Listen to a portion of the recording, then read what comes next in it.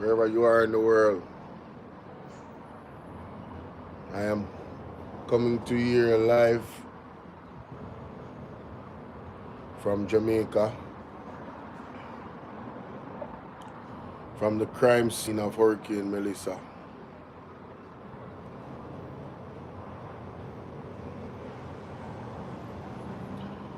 And I just want to say thank God. I want to say all praises to the Most High. Even in this most trying time, it is my wish that all of my brothers and sisters, it is my wish that all of my brothers and sisters here in Jamaica will find their way into the arms of God. That is my wish.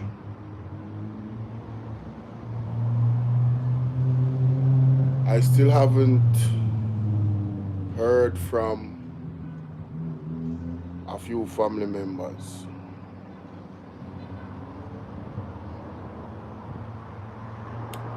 And I'm sure that there's a lot of Jamaicans, both home and abroad, that is having the same experiences that I am having, or even worse emotionally, in not hearing from your loved ones.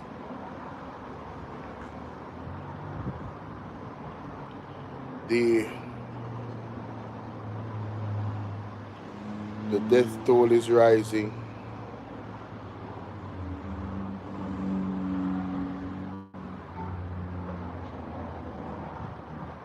It's already been established that hundreds and thousands of Jamaicans are homeless. They don't have anywhere to go that is within where they live. They probably have to be displaced. I don't know what the government is doing where that is concerned. I really don't.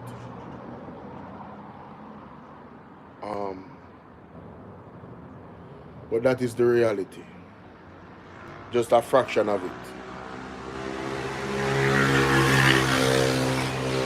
There are people that are sick. They have certain ailments that require medical assistance.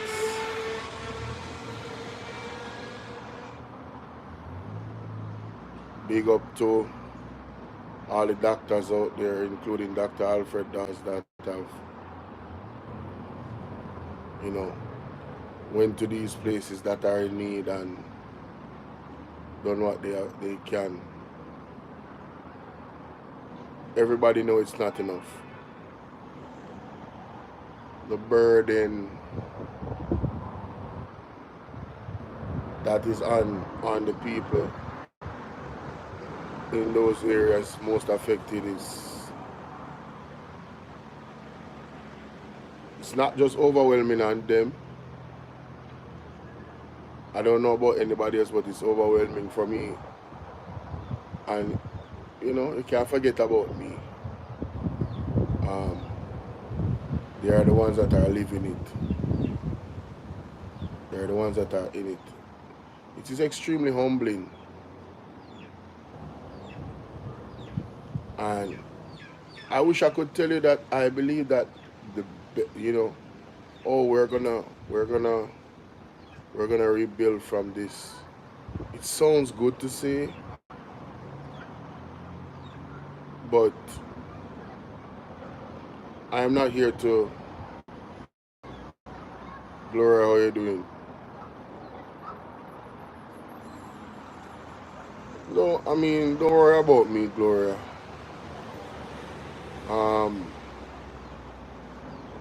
The most thing I need is access to cash. And thank God, the house was not damaged. Some trees were taken apart,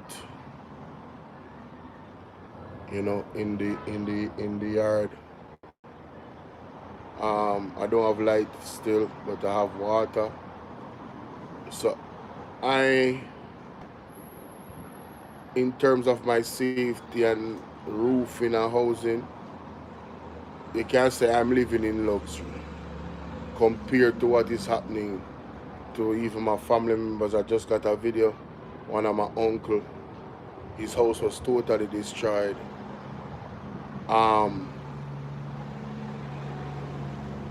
While it was being destroyed, he was there. He had to get innovative, not be taken away by the wind, because he's not a very heavy person like me. You know, he had to do everything. But I'm really wondering if Andrew Holness is a robot. I'm wondering if he's AI.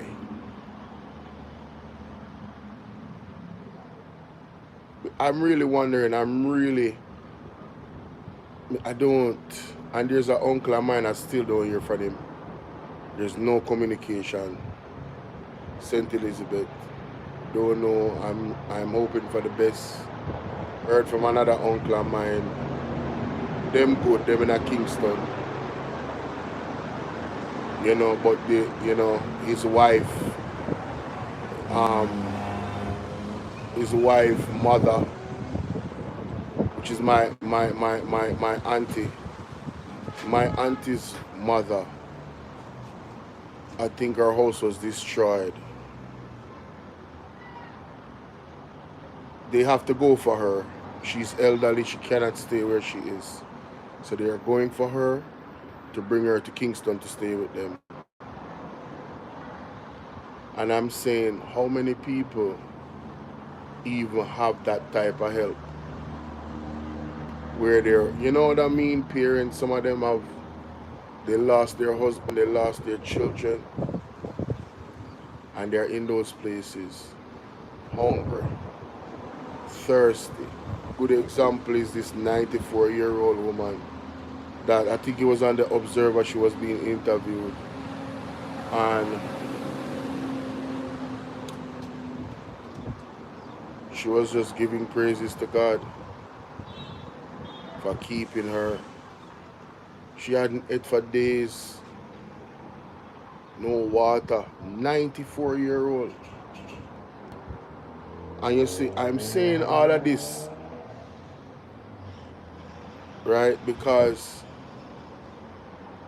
I cannot communicate to you on this platform effectively enough for you to even grasp what the Jamaican people are going through at this time. Like, words are not enough to this. There's no saying devastating is like we have minimized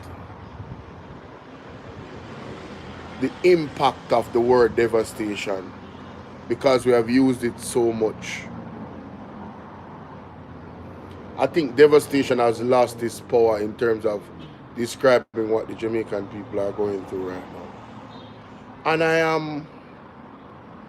am at a loss for words of just how much Andrew Holness and his government is out of touch. And what do I mean by that?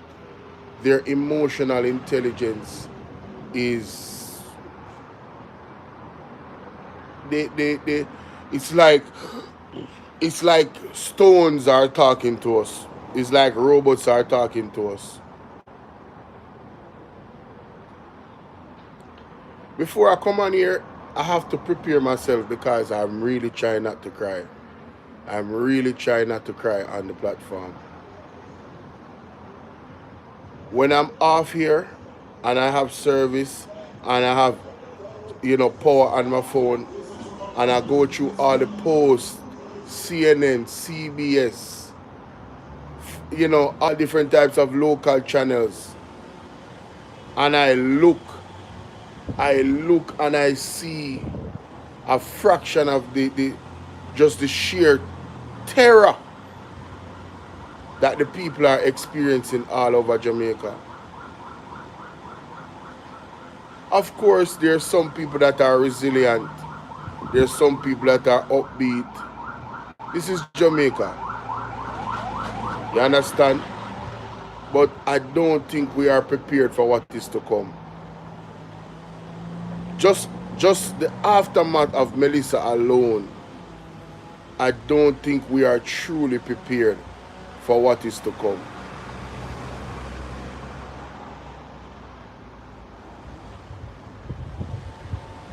The possible mounting loss of lives.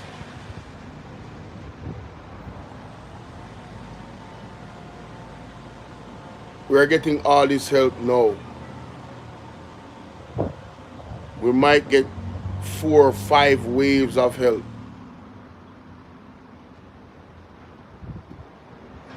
But I really don't think we understand or is prepared for what is to come.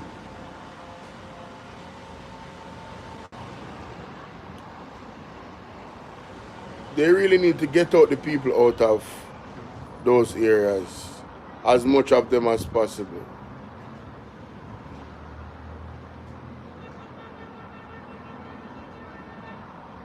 Especially the vulnerable, are the most vulnerable. All of them are vulnerable at this point.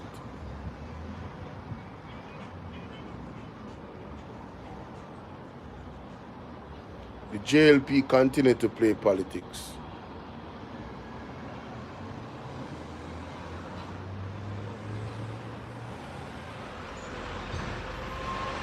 I don't get it. I don't understand. I am beyond anger at this point.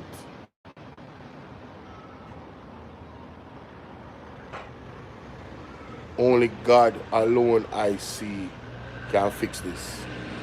Jamaica needs to be fixed. And I'm talking from the top of the stream, come straight down. Ask God what's up. Jamaica needs to be fixed. We can't have leadership like this. Yesterday I was on here and I showed you guys on the last live that I did. The Prime Minister literally went on CNN and said he would be able to reach the people immediately after the storm that are affected because they have planned so well. Dr. Lincoln Scott came out and revealed that 4 days now, well, at the time, I think they have gotten some aid from Dr. Alfred Dawes in Savlamar, I believe so, based on what I've listened to on the updates. Thank God for that. They've gotten some equipment, they have gotten water, but there's way more that needs to be done, ladies and gentlemen. Way more assistance needed. There are people, listen man, independent help is reaching the people of Jamaica faster than the government. In many areas, it's like it's so much I can't. My head is spinning.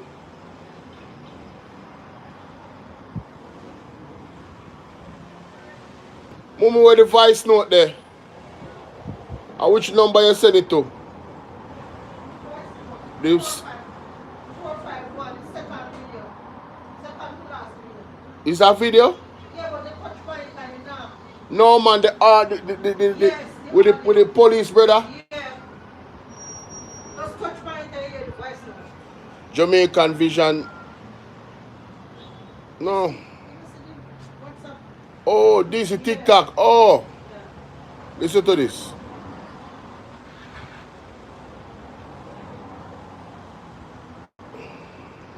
My friends, those who know me, plus those who don't. Listen to this. I went to Trelawney this morning Drove through from my roof, from I came off the toll. From I came off the toll, and I proceeded set on fire. I can tell you that we need to go down on our knees and beg God forgiveness for our horrible water line. You hear that? I can tell you that 100, 200, 300, 500 meters worth of light posts licked down flat ground. Light wire, which light post not drop, lean, people else mash up. Literally, the people living in a bus stop at night, man. I only went as far as Greenwood, Trelawney, because I have two workers there that I couldn't get in touch with, so I had to go find them. I can tell you, I do not know when some of these people are going to recover. Some of these people are going to commit suicide, plain and straight. Mighty because God. I am not directly affected, and the way I feel, I had to cry, I shed tears. That part right there. I understand exactly what he's saying. I've been there for the last few days. From the time I have gotten internet, and I have been probing, and I have been looking. I'm telling you, I am not there physically, but my soul and my heart is traumatized by what I have seen, ladies and gentlemen. You hear the first thing the man said? We need to go pray. May I play it again? May I play it back? My friends, those who know me, plus those who don't, I went to Trelawney this morning. Drove through from my roof, from I came off the toll. From I came off the toll, and I proceeded set on firing. I can tell you that we need to go down on our knees and beg God forgiveness for our water line. I can tell you that 100, 200, 300, 500 meters worth of light posts licked down flat ground. Light wire, which light post not drop, lean, people house mash up. Literally, see people are living a bus stop at night, but I only went as far as Greenwood, Trelawney, because I have two workers there that I couldn't get in touch with, so I had to go find them. I can tell you, I do not know when some of these people are going to recover. Some of these people are going to commit suicide, plain and straight. Mighty because God. I am not directly affected, and the way I feel, I had to cry, I shed tears. I shed tears. Down there, people, I do not know. People have literally seen it to believe. No pictures can do justice for what I saw down there. Devastation. And I am not exaggerating. Light posted above. I am 52 years old, and I can tell you I've never seen. I am an ex-police, so I used to trauma and all that sort of thing. And I was literally traumatized. I do not know when JPS will be able to restore this. They will literally have to put in over 100 or more different poles. Over 100 or more different poles will have to be put in, and wire, and I don't know. It is so sad. We need to pray. We need to help. We need to give God thanks for what we have. Mark my word. Yeah, sorry, I was interrupted by a phone call, but I am not exaggerating. We need to reach out to our family members. We need to reach out to our friends. We need to find them.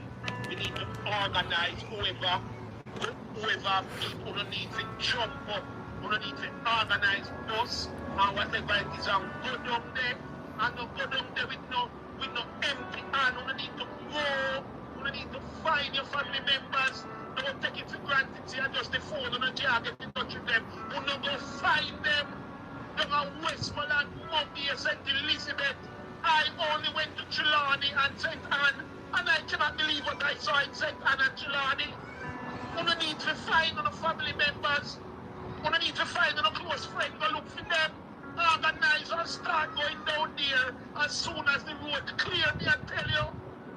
It's wickedness at the old. I saw lines. Never tell you what they see. We couldn't even take pictures of me traumatized. Right? I know some few little pictures me take. I saw lines at the Hi, gas Sheila. station. The people had to have long lines As from good. far. And they have to go with them buckle, go the full gas, and then go turn on the car. Because the car then can't reach over the gas station. Clear the gas station, then block. Police in money have to have long gun and Bright man the ideas. gas station. Because most of the people want to be the normal people. I saw people congregate at some little spot by the road. When they say the long Mass line, control. and they ask somebody what happened. If I ask a man say no, and they saw alone they can get signal. They tell about all type of vehicle. White man, brown man, red man, black man, blue man, and that's when everybody congregate. I have to laugh at you. I have to take it the joke. Come in and try get a little signal and so me stop right there so I'm connect to call. My friends, my family, my neighbors, I am not exaggerating. I need to wake up and reach out to the family members or the friends. It is not pretty. And in the coming weeks, we are going to hear of a lot of things. I don't even know when some of the schools in those areas. I can literally tell that I have been going to Montego Bay for over 20 years, 25 years. And some of the places that I have seen, I didn't even know those places were on the road going down to Money. I can tell you that. I have seen some places where I have wondered is where these places. But because the tree they blew down, hey, yo, they listen to me, man. They said, cold up, pepper, me cry, me have to stop, pull over. And I said, Lord, Father, forgive me for every day when we complain about nonsense. Because I know that some of our children have never been experiencing this before, so they don't even know how to deal with this. Only for adults.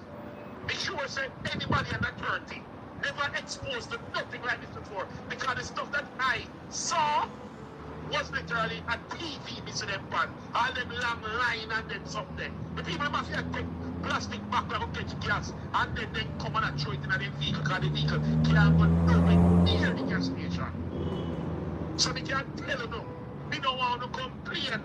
No complain about nothing. Reach out. The only reason we were spared is to help somebody else. So we need to get up and help somebody. Try find somebody. When me a cuss my work and the man I say, oh, they said they couldn't even find a way to call me. When me go, listen to me, they could call. No light post, no nothing no left. The concrete light post, they broke into transformer upon transformer, light of a ground flat. I had to be driving to a place, I go to a place named Tony Parental, because that is where I have the site. And me have to stop and move light wire out of the road. And the only reason why I move the light wire through the people in front of me and move it, so I say, all right, it didn't have the current. I'm not exaggerating. I saw it this morning. So we need to pray, we need to organize, we need to put whatever. All right, we go down there, our lady and make the socks, if we don't have the socks. I had some bottles of water, and I gave them the water, and lady said, you know, no clothes. I said, no, she said, not even socks. And the socks are in my boat, when they're in the back, we take up the socks and give her. God, I'm not lying. I am not lying. Take up the socks, then the lady and make me socks. Socks, the lady and make me. So, my friend,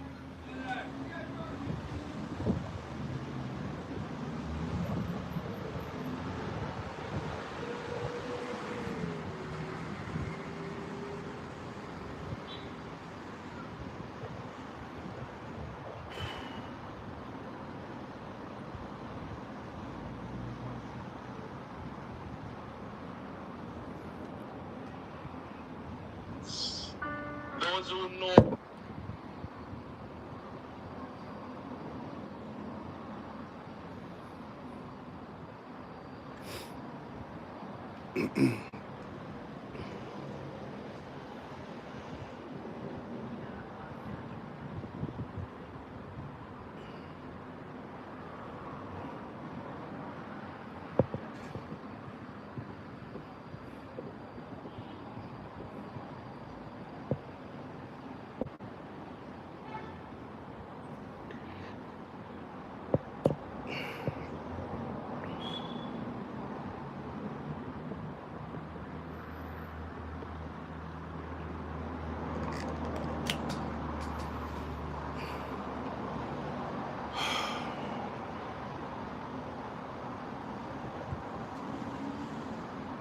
people, the only option is God.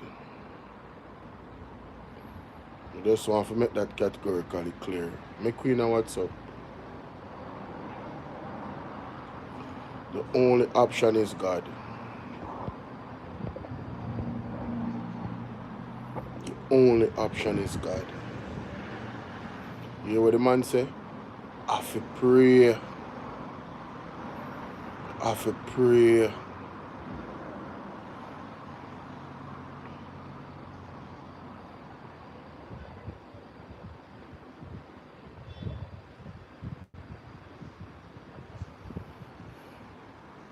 With a short neck brother than him again. Nesta Morgan. So I'm telling you something else, nothing to you know. You must have to figure it out, you know. I'm live here. The short neck brother than Nesta Morgan. What's his name?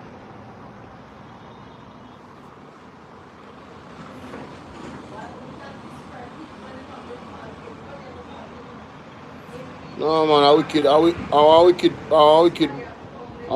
smarty that man. They can call me big head, me head big. All our way have fault. Strength for Jamaica. T-Tar say I'm in the US, but I'm also confirming what that gentleman said about Barrett Hall. I have a friend from there. I'm from Duncan, Trelawney, 4 miles from Falmouth. My family is alive. Just the roof gone, etc. Yeah, man. You know, I'm trying to find this video from Nesta Morgan. I'm sure I saw it on I'm sure I saw it on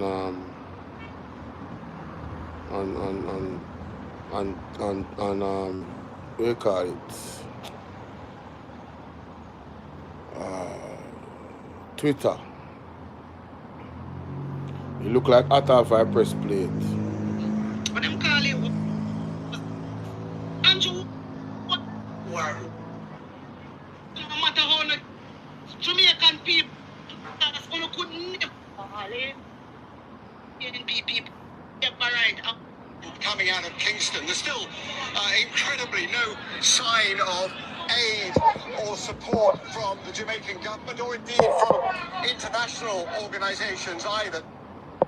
My wisdom warriors, I want to take a listen to this. Christopher, big up. Well, we're seeing here in the parish of Westmoreland for the first time the arrival of limited amounts of aid. It's food, it's water, it's products like bleach, all of which are needed.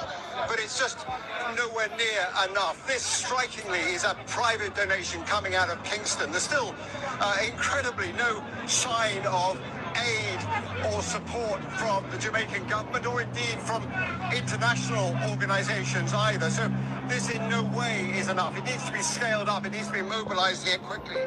We just come from communities up in the hills where people are injured and needing help. We've seen people with deep cuts and gashes, and they say they have no medical facilities to turn to. Everything up there has been destroyed. So I would judge right now that the needs in Western Jamaica are perhaps greater than ever before. At the moment it is literally neighbour helping neighbour as they've weathered the storm. But now comes the much more important task of trying to rebuild infrastructure, repair homes, and try and get their lives back before hunger begins to strike here. There's a significant problem here, and this is just the beginning of what needs to be a massive relief effort. Want to hear that, Jamaica? Want to hear that? No, seriously.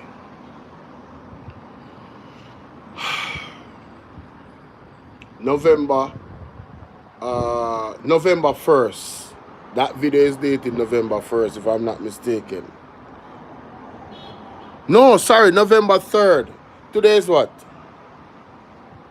Today is which date? Today is November 3rd. Jonathan. Bless up, my general. Respect. Today is November 3rd. The video was posted November 3rd, which means this is the latest update in Westmoreland. Yesterday, probably yesterday sometime that video was made. The latest update. Or maybe it was early today, this morning. Maybe it was early this morning. So, whatever it is that the government is doing, that they say they're doing, it's clearly not enough. This idea that they were ready and they would be reaching the people immediately, 5 days after, 6 days after, it is clear that that was a lie. It is clear that that was false reassurance from the government. It is clear to me that they are working their PR machine like 100 million miles per hour at this point. It's quite clear to me. Now, I want to hear from Nesta Morgan because I think she played it here, so hopefully she played it. God have mercy, I'm not see it. Oh God. We need to find that video there with Nesta Morgan. I knew I had it. I knew I had it. But let me play my Andrew Holness first. Listen to Andrew Holness. Heart and indeed grateful for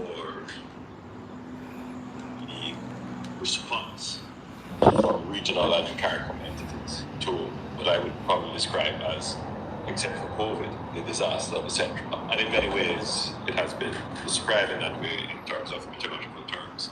It will have tied for the most powerful storm in 90 years, or since the recording of the storms. The best way to describe it is at an atomic level, and some of the points of impact, it would be comparable to pictures that you would have seen of the Hiroshima blast. When I flew over the disaster area, it was clear that there was a trail of destruction which would match the corridor that the eye took. And you can see the grades of destruction. And the eye total devastation. You know what bothers me about this video that I'm listening to and you're listening to? Is Andrew Holness' tone and his facial expression. I don't know why there's a smile on his face. I don't know why it seems and it appears like he is excited. I don't know why. Empress, how you doing, darling? I don't know why. Remember just turn the camera so I really want to hear from you guys. Like, I don't know if something is wrong with me. Yo, listen, maybe I'm reading too much into it. Yo, I really want to show you guys this. Alright? Let me show you. Let me see if I can see it. Alright? Turn up my turn this up.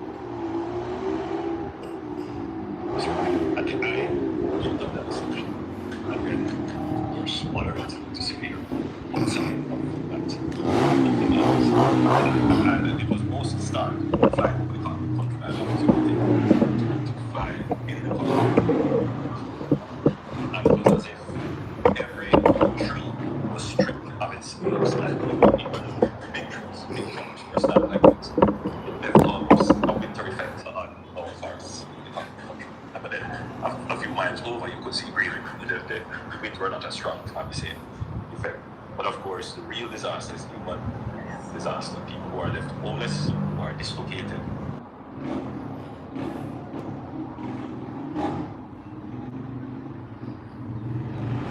Guys, you not hear me? My Wi-Fi drop out. Sorry about that. Well, not my Wi-Fi. Black Barbie, what's up?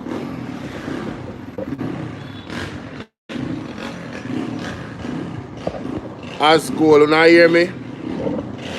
You not hear me now? Sorry about that.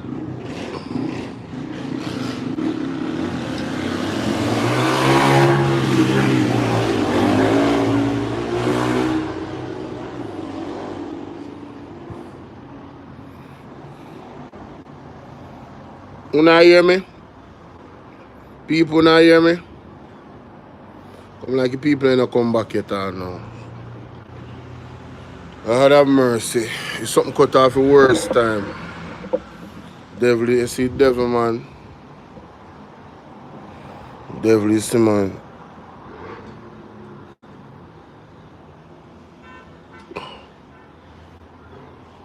People, are you guys hearing me?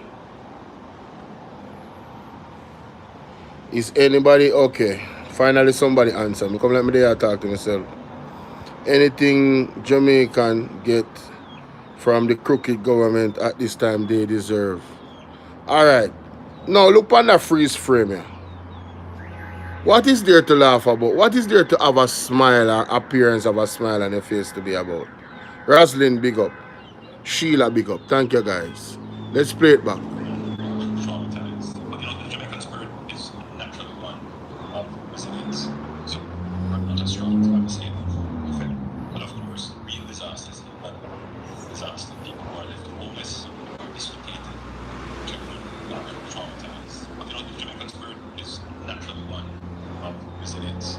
So having lost your hopes and your hopes in some instances, you say, well, thank God I still have life, which is the base of hope. I can rebuild. And that spirit, I'm sure, as indomitable as it is, it will come under significant pressure. And I have life with no water, no electricity, no food, no shelter. I'm so frustrated. I have no light, no water, no electricity, no food, no shelter. Why is he flaring his hands in the air like that and smiling? I don't... listen. The man emotional intelligence, to me, maybe I'm wrong. Maybe I'm wrong. Lost. Listen to that. Traumatized. But you know, the Jamaican spirit is naturally one of resilience. So having lost your hopes and your hopes in some instances, you say, well, thank God I still have life, which is the base of hope. Yo, the man just look. The man just a move like one robot, brother. And this grin upon his face with us. Yo, me not understand the man, brother. Me not understand. I'm want to find, me I find this Morgan now. Only give me a second. Me I go up on in TikTok. He must put it on in TikTok. Because I boast when I boast. So he must have it on in TikTok. I'm going to find it.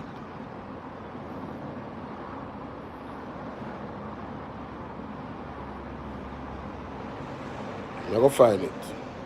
Please give me a second.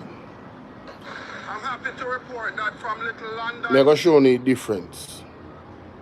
I'm going to show you a big difference. Big difference. See it here? Father God are the greatest. Look at this. First of all, just look at the thumbnail. So it is 6:45. Look at the thumbnail. Look at this thumbnail. Want to see that? Alright. Smile on the face.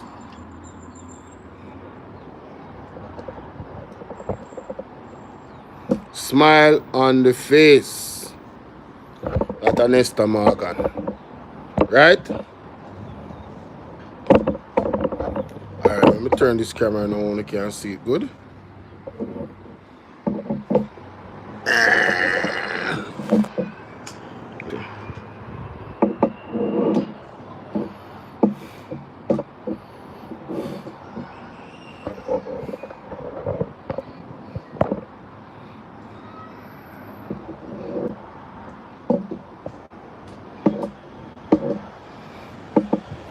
See it now, look. I'm here tonight with Green Pump, Project Star. We are feeding persons who says that relief is not here. Yeah. Tell me a little bit about President. So you hear that? So all he did this video for was for PR. 16 hours ago. 16 hours ago would mean that 4 days passed and the people didn't get any help. So he's trying to discredit the reports that came before they came, right? That the people are not getting relief in a timely manner. Let me play the first part again. I'm here tonight with Green Pump, Project Star. We are feeding Why does he have that smile on his face? Why is he so happy? Talk about emotionally detached. Bro, what the hell is there to be smiling about? You can't, like, you can't see the trauma where the people might go through. The fact that they need to be fed by you. What is it that you're smiling about? Listen to these people. Project Star. Well, Project Star was founded by Keith Duncan, who was now a senator for the JLP when he was president. Project Star was founded by Keith Duncan, a senator of the JLP, when he was boop, boop, boop. This is a PR move. This is all about saving the image of the Jamaica Labour Party. Have nothing to do with helping the people. They are doing this for all the wrong reasons. Listen to the man. The man them is, and them are going to tell people, them are going to tell people at the end to share the video. Listen to this. Actually, initiative with ACM and the Association of Private Sector and Jamaica Stop Force. And has continued. And right now during the hurricane, so they have arranged for today 2,000 meals. People like Burger King, Iron Grill, Popeyes, all caterers have actually sent down 2,000 meals in a truck that we have arranged with small pickup trucks to carry them into the community in Savannah. And this is just the beginning. So the government is working together. So when did this happen? When did this happen? After Dr. Lincoln Scott video came out and exposed them. No, they're making video last night after 4 days done pass. If you say, who is saying that there's no relief in Westmoreland? Who is saying that there's no help coming to Westmoreland? When the help already didn't come in, it doesn't erase the fact that 4 days passed and the people needed help immediately and they didn't get it. But Andrew Holness went on CNN and promised that the people would get help immediately. A promise he know he could not keep, but when he made and assured the people. Delroy, how are you doing? He assured the people. And if you don't want me to play it back, I can play it back now because CNN don't delete the video. CNN don't delete the video. The interview with Andrew Holness on CNN, the man said, and I quote, "We have put a system in place where I believe that we will be able to reach the people immediately after the storm." That is what he assured them. And here they are talking about Keith Duncan and the foundation and the fact that he's aligned with the JLP. That's all they care about, the optics. And we have 2,000 meals from Burger King and all of that. Doing a thing but for all the wrong reasons. After Keith Duncan already exposed them. Crying out for help for Savlamar Hospital. No water, the staff them have no water, no food. 4 days after the storm, you know. And they have the audacity to come and puff up them chests and act as if that they are moving in a timely manner. And yes, share this because we are the best government in the world. And look on the smile on this dude's face. Nestor Morgan.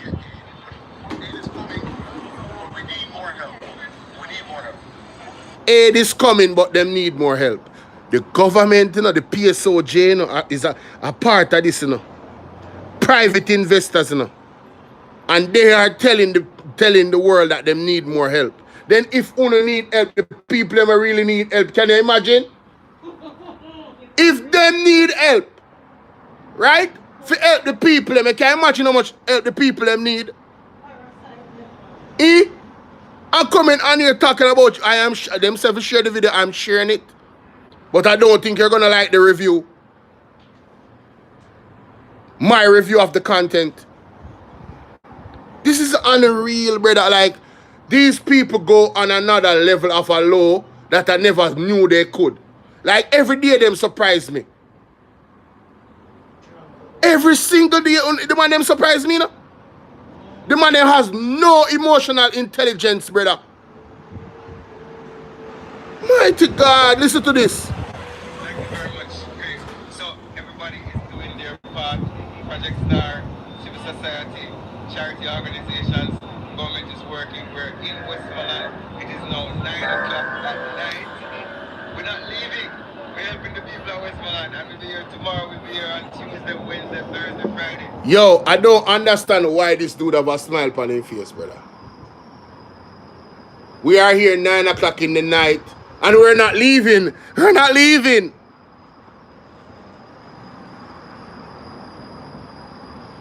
You not leaving and not having any more supplies. Not having enough supplies, not having enough for the people. When you are the government,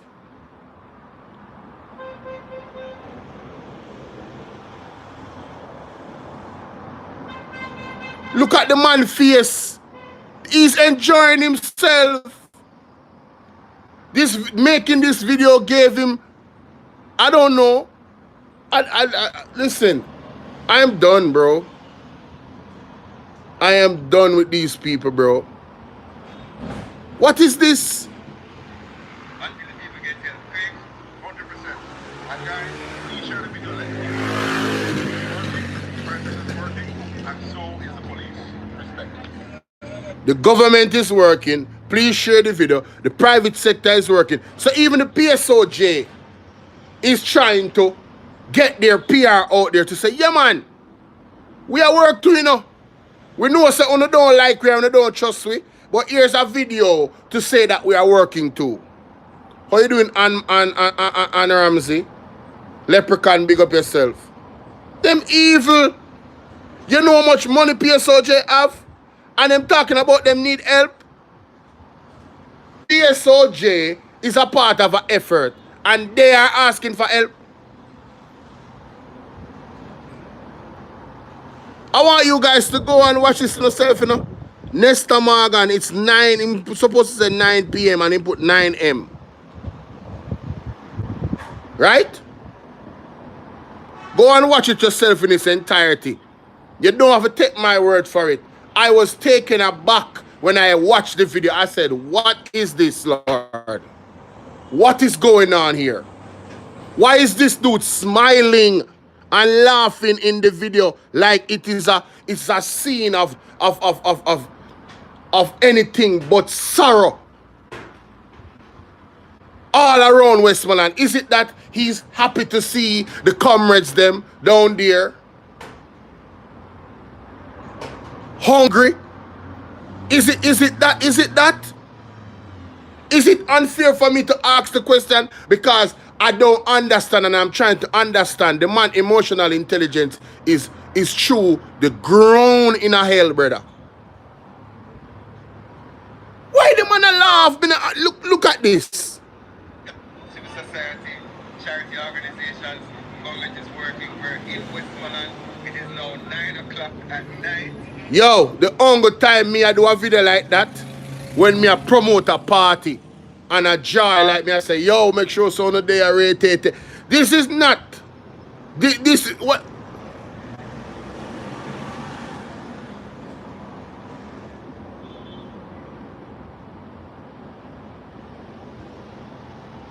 Yo, me don't know ya, man. I'm showing you the difference now. I'm gonna show you the difference.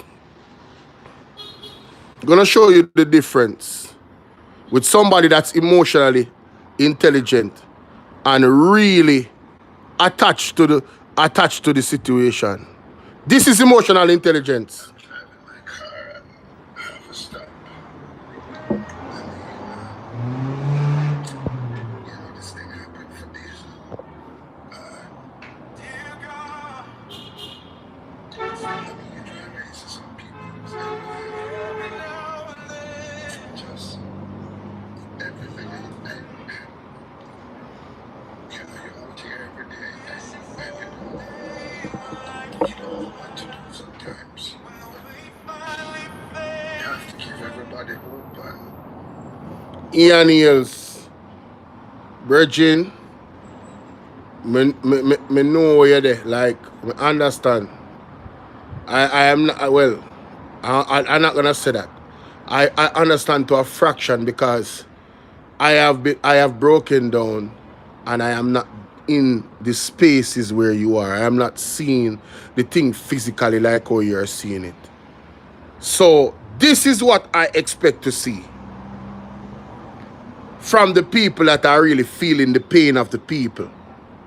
This is what I expect to see from the government officials. This is what I expect to see from the leadership. You understand? This is what I expect to see.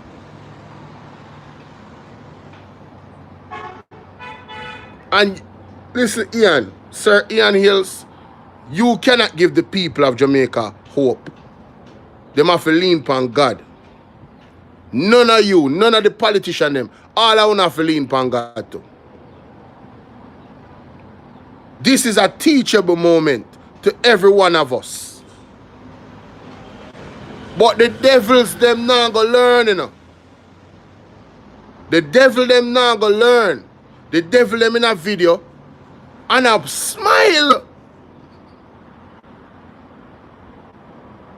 Dana Morris Dixon, she sound like one robot too.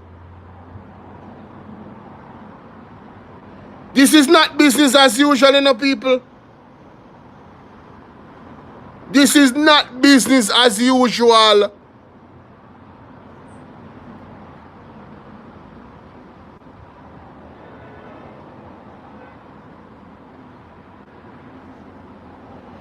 Why is the government getting so much money and we can't see the impact in the relief? Them have helicopter now we are move. Why so much places still a ball out?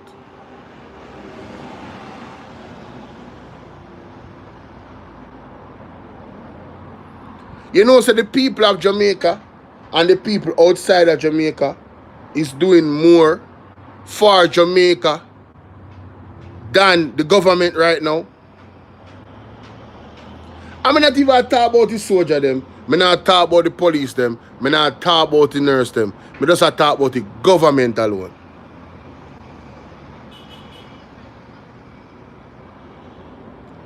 This is what I expect from my government officials. The man cannot help it, brother. It is too much to see the people them as suffer. And you want to help, and you tell me say, the government again has not allocated funds to these people, you know. The bureaucracy has slowed down the process. You understand? The red tape. If there was any time to cut through the red tape, it's now. Get the aid to the people. It shouldn't take 7 days. It shouldn't take 5 days. It shouldn't take 4 days. Not even 2 days not supposed to take. We are getting too many donations all around the world. And you went on a public platform, Andrew Holness, and tell the people that you will be able to reach the people of Jamaica immediately.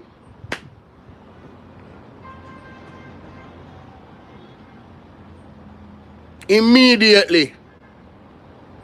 I am going to continue to hold you to what you said. You are the one that said it. Unless you come out and apologize to the people and apologize publicly to the world, go on CNN and let them know that you miscalculated and you were in error, because there's no way any of the plans that you had was going to mount to you reaching the people immediately that are in the most affected areas. It's either you lied or you were over exaggerating your capabilities. Category 5 storm. How could you tell the people that when we have never dealt with a storm at this magnitude? You know when you will be close to be able to prepare for that storm? After the storm now, based off your assessments, you can say, well, and Mark Golding said this. He said, listen, we're going to have to build our infrastructure in a different way and smartly so that we can withstand these types of climate phenomena. So engineering, basic engineering of building houses in Jamaica will have to change. Where we build houses will have to change. Some people still have a chance it and live certain places, but for the most part, we have to change. We cannot go build Bolos with zinc in them areas there again. Look how the house them lift up out of here and gone. With people in them, in some cases.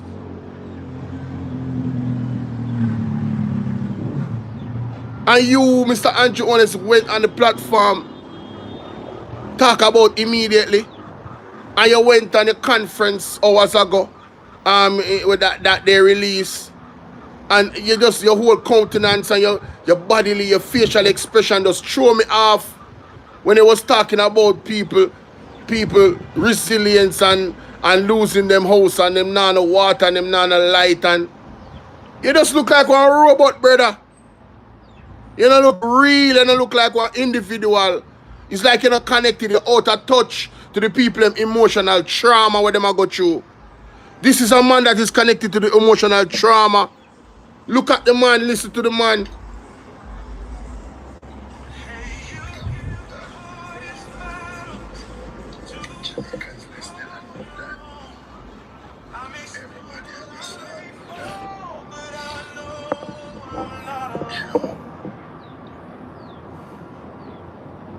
I've never seen sufferation like this before. Never seen sufferation like this before. I pray, but you ask God sometimes why stuff like this happens.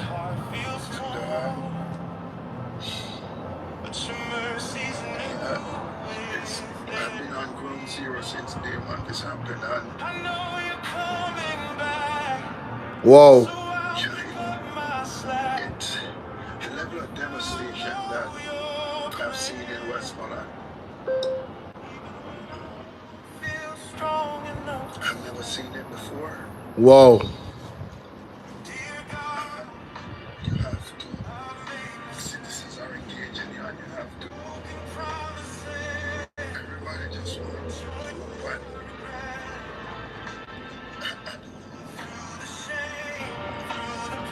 I don't know how we're going to get through this, but we're going to try, and I'm going to try. That right there is honesty. The man said every citizen engaged. They are looking for hope. They are looking for hopeful answers. The man can't give them no assurance. It look like them don't even get no funds from the government yet for them respected areas, and whatever funds they're getting, it will not be enough. The extent of the damage is massive.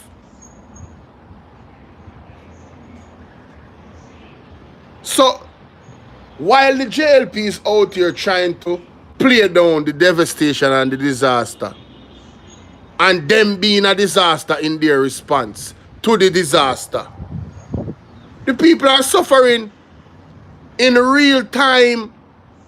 Even the MP them are suffer. You think Ian Hayes alone break down and cry? Ian Hayes is not the only one that broke down and cried. I can guarantee you that. I can guarantee you that they probably not cry on camera, but I can guarantee you Ian Hayes is not the only MP that broke down and cried. You think Ian Hayes a ball for PMP people them alone? Ian Hayes a ball for Jamaican people them. The man said he has never seen this level of devastation and suffering. The man saying pray, but him don't know why God even allow them things have to happen. You don't understand, but you not question God. But we know, we have been warning. We have been sending the warnings from the prophets. The same one them where they say false. We have been sending the warning. We have been sending it. We have been sending it. Let me see. A word, and a verse. We have been sending it, people. We have been sending it. Where? Is this one? I think it's this one. Yes. Yes, the nation of Jamaica must observe 3 consecutive days of national mourning, fasting, prayer, and repentance. You hear that? So, we are going to shout from the top of the hill and we look at platform here, so.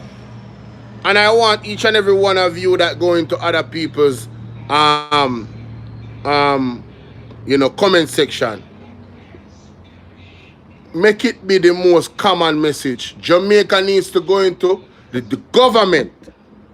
The government of Jamaica needs to call for 3 days fasting and prayer. Listen to the man again. All right.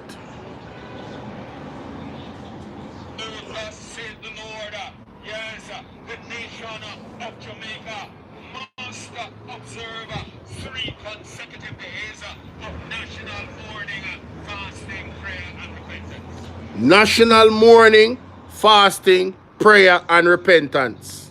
3 days. Now, 7 days or 6 days have passed already. And the government has not called for mourning. Listening up, man, I'm talking about the emotional unintelligence of these people and how out of touch they are. They are operating like they're robots. They come out. We're going to rebuild. Rebuild? Rebuild?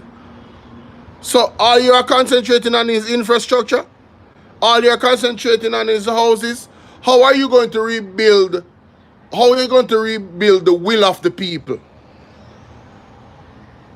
How are you going to rebuild broken spirits? Huh? How are you going to rebuild that?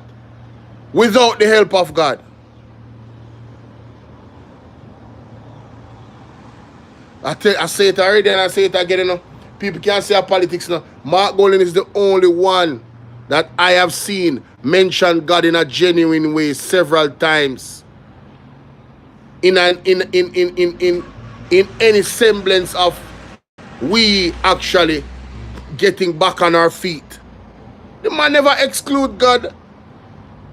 Mark Golden never exclude God. You know the only time he Andrew say God, and when him say the people them resilient and them are gonna say, boy, me lose everything but thank God for life. 3 days of mourning, fasting, and repentance, Jamaica. 3 days of mourning, fasting, and repentance. Listen. And it will happen. One of the first things that should have been done upon the passage of Hurricane Melissa was that the nation should have been called into prayer immediately. Immediately. I agree. And more as the days go by, we are losing that opportunity to do it because I'm about to say something else. There is a worse disaster around the corner. You hear that? There is a worse disaster around the corner.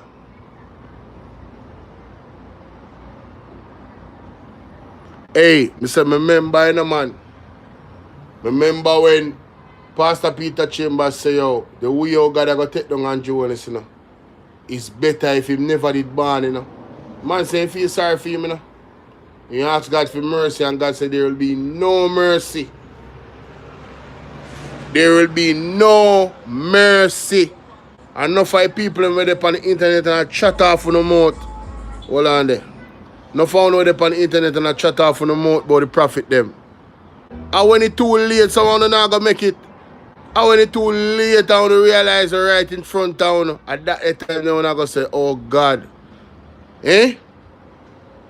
But you know, puff up on the chest and on the DC prophet them, on the tell lie upon them. On the go on at them mother. And disrespect the men and women of God. And a normal thing, and a normal thing I got to you, man. And believe, not normal I got to you. Hear that? When I say that one more time, there is a worse disaster which is around the corner here. The word of God, he says, effective when Melissa left Jamaica in terms of the eye. He said that the island officially is now placed under tsunami watch. When you hear that? The island of Jamaica. This is a thus saith the Lord moment, you know. The island of Jamaica is officially placed under tsunami watch. And I know the meteorologists them say that, you know. It's not the meteorologists them say that. Here? Just understand. That is a divine warning. That is a divine warning. And that warning is now standing. Hallelujah. It is the kind of warning that meteorologists will not be able to appreciate. It is the kind of warning that geologists, scientists, and others will not be able to appreciate. But I'm telling you, friends, that Jamaica is now under tsunami watch. Hallelujah. And my mom dreamed this, you know. My mom dreamed that, you know. My mom dreamed it. I don't really talk about my mom dreams on here, but my mom dreamed it. Every time my mom either get the dream before and then the prophet confirm, or she get the prophet get the dream and then she get the confirmation. Jamaica is under tsunami watch. No man, God is gonna spare who him choose to spare now. Because that's where the great revival is going to come out of, you know. God I go break down Jamaica and put up on our knees.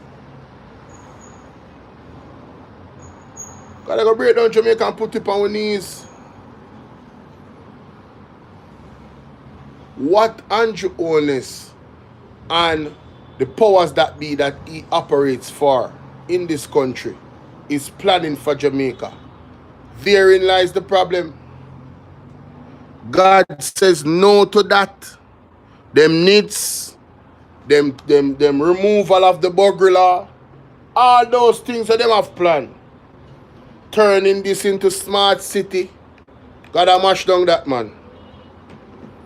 God a mash down that because it's the devil system them have implement. Right in front of our face. You understand? It's the devil system. It's the mark of the beast them a come with in a Jamaica.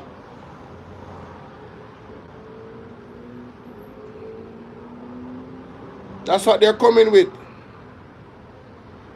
Jamaica appears to be the testing ground.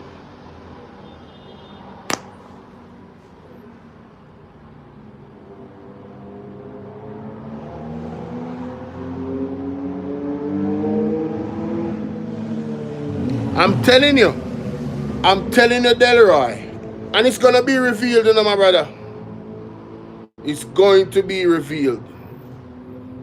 Who this? Juicy Lips share one video with me. Which video that? And if Juicy Lips will watch me.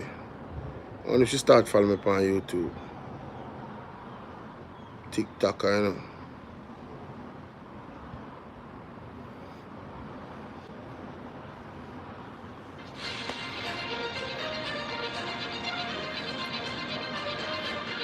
I want to say big up to Andre Stevens and the team. Honestly. Them a work.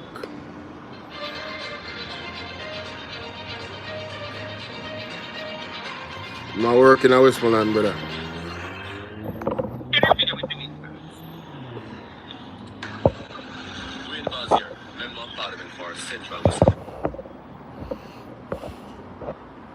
I'm showing you the video them I get. One of Andre video, them even, I think them put it on TVJ when them down in Westmoreland.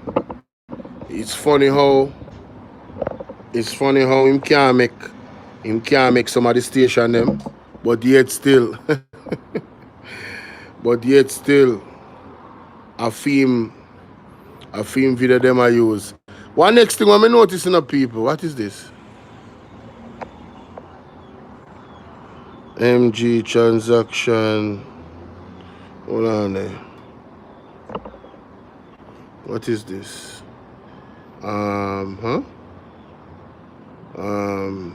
Received. Reference.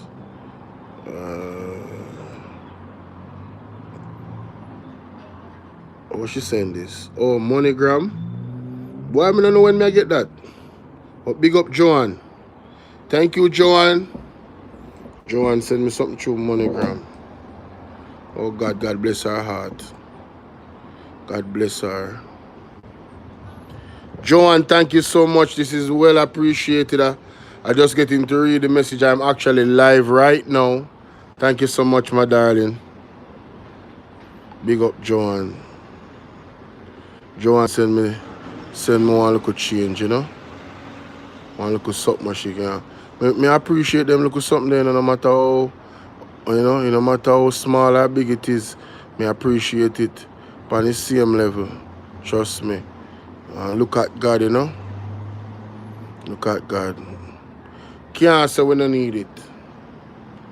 Can't say somebody else has sent me something now. What is?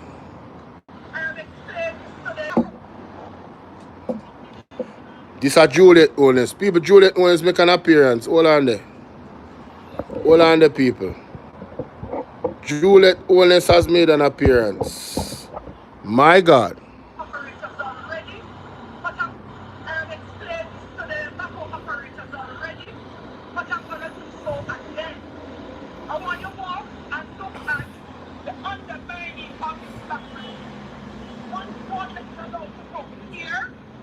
It is going to do this.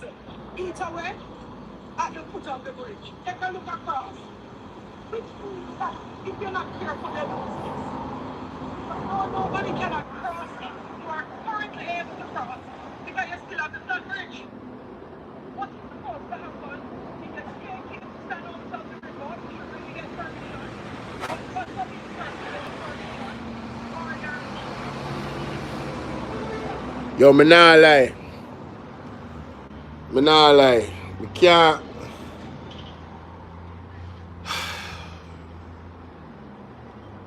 Yo, Juliet, the Holness is them. I don't know. I don't know. If me feel like how me feel about them when me see them, I can't imagine people know them good. No, sir.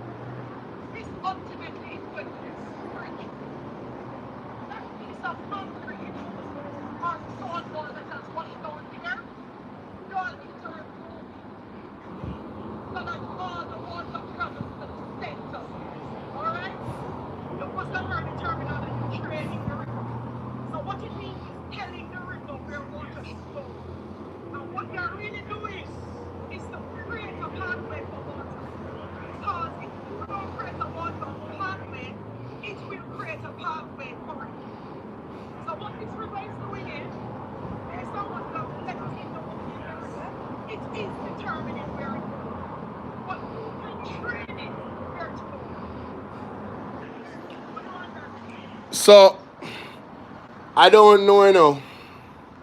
I really think something wrong with the Holness system. I'm sorry. I'm going to tell you why. I'm going to tell you why I say that. We have to understand our limitations. I think that is one of their biggest problems. It's like the Holnesses have a God complex. Engineers have done phenomenal jobs. But you see nature, when God decides I'm going to tear it down, it'll come down. Everything is left up to the mercy of God. There's nothing man build that God cannot tear down. There's not even one thing. I don't care what you're talking about.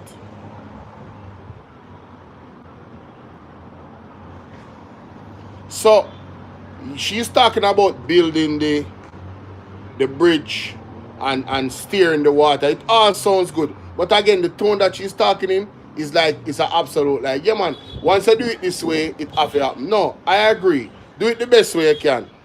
But understand your limitations. You are not God. Please understand your limitations. It is quite important that you do that. When I hear me, sometimes signal drop, me see everybody are left. Look like them now hear me. These are part of the challenges. Can't complain about nothing. We don't know if you complain about. We only have things to give thanks about. Even though I was getting the warnings from the prophets and sharing them, I can't say that I was prepared for this. I couldn't never say that. I couldn't say it. I really couldn't. Let me go for my Bluetooth speaker.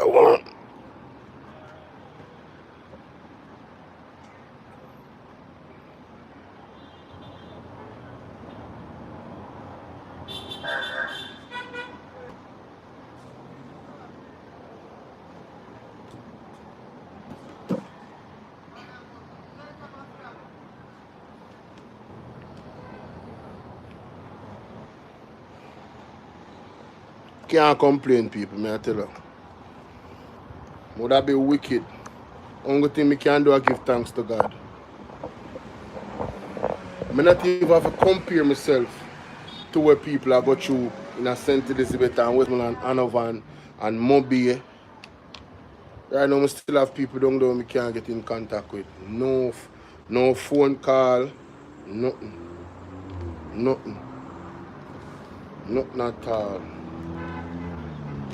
You know?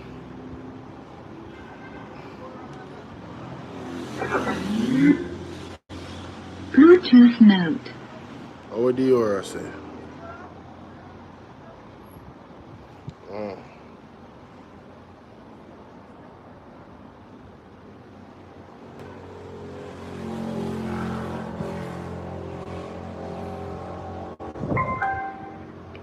The PMP is gonna have a meeting, so I'm gonna play it. Put the box right there, so nice. So come on, let me see what I'm going to accompany you now. Mr. Corey. Greetings, everybody. So, just want to say a special thanks to Chef Shane Stewart, Ramich Entertainment, Major Marketing, and Zimi Entertainment for providing us with supplies for our communities, rural communities. As you can see, there are lots of various supplies from household items to tarpaulins to help cover the homes that have been. Yeah, man, them get some help. The Maroon, them get some help. A major boost to the relief efforts. Big up to everybody helping the Maroons and all the Jamaican people. Big them up. This is Quick Step, St. Elizabeth. My roots, you know. In the wake of Hurricane Melissa, the community has been devastated. Homes, school, church, and basically everything. I'm joining forces with Pencils for Kids to help bring relief, you know, school supply, clothes, food, you know, whatever essential thing we can help with, you know what I mean? If you can donate, volunteer, or simply just share this message. There's a GoFundMe account, ones and ones who can help and donate, just do the thing. But there, and if anybody want to link up directly and figure out how they can help, just link me direct, link at Pencils for Kids. Read the description below for any other information you might need. Respect.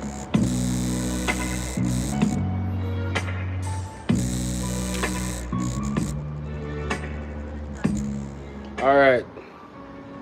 This is Quick Step, St. Elizabeth. My roots, you know. In the wake of Hurricane Melissa. Alright, so here we go to people. I'm going to post the screenshot. I'm going to post the screenshot for this GoFundMe that I just showed you a while ago on my YouTube wall. I'm also going to share it to my WhatsApp channels so people can go and you know, donate if them able to donate. All right.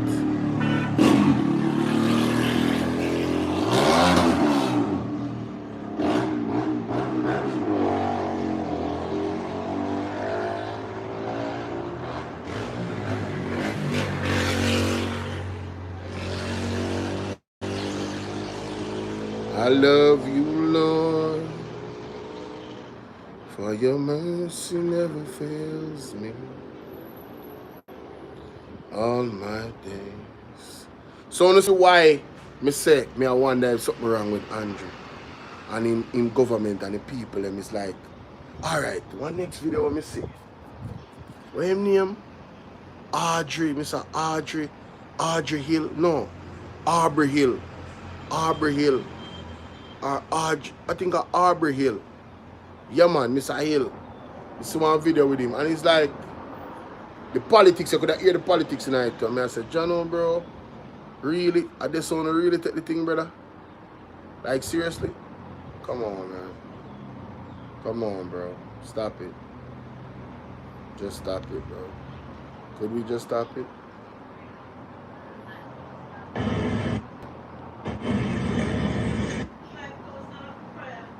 What you say? $5,000 for prayer. $5,000 for prayer for Andrew and his man. Jamaica. You serious? This is. You serious? Lord of mercy, no sir. I turn down my phone. My phone too hot. Hotspot I got turn off and I can't manage that. Because I hit run the phone over there, sir. Good morning. This is not. Thank you guys for sticking around. Signal dropped again, my apologies. Cause all my life you have been faithful. Take your time, mommy, breathe. Ask God to get the answer.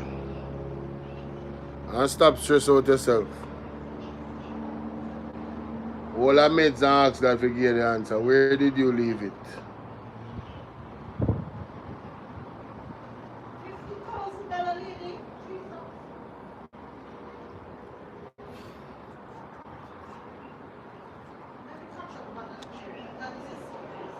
Where's the one? Where's the then God church go give $50,000 for it? Shall look help your brother.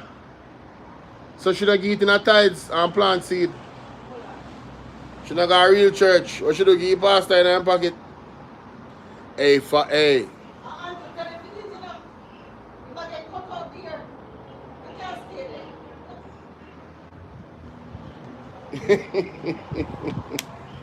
You must say my mother ain't easy though. Woman ain't easy, man. Where's it? Where's it really going?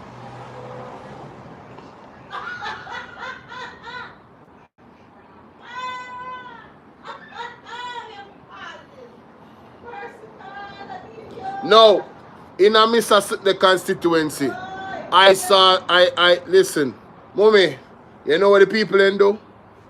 You know what the people then do for all along their house? Down the alligator pan? Them tie a rope and put it over the house. You see each end of the rope, them tie on sandbag. Yo, none of them house.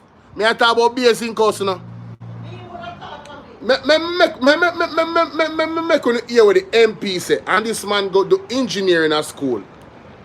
the ingenuity of the Jamaican people. Listen to this. We are some genius. Listen to this. So I'm here in compound in Alligator Pond. Yes. With the councillor. And I must say I am impressed with the innovation and the appropriate technology that persons in this community have used to save Peter about that, you know. roofs and their buildings.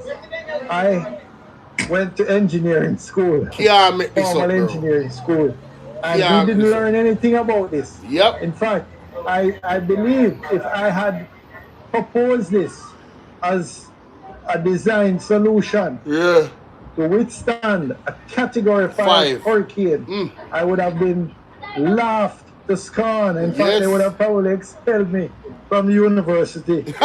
But yet, we've seen the I'm going to listen to it, the appropriate design technology. Simple as you see it, a few sandbags and some rope. And they have survived a category 5 hurricane, not even 100 meters from the coastline. So they would have got the full brunt. Mommy, the people they live 100 meters from the sea. So you know, say breeze is not normal. Alligator upon me saying, the people then put multiple sandbags around the house, you know. Multiple rope over the house top, you know. Yes, the whole of the house them do it in that area. The whole. Listen, man, them have to go interview them people. The whole of the house them in the area do it. Not no man. I don't want somebody to do it. All of the house them in the area do it. Not even one house top no come off. My God. No, let's be clear. God was in it as well, ladies and gentlemen.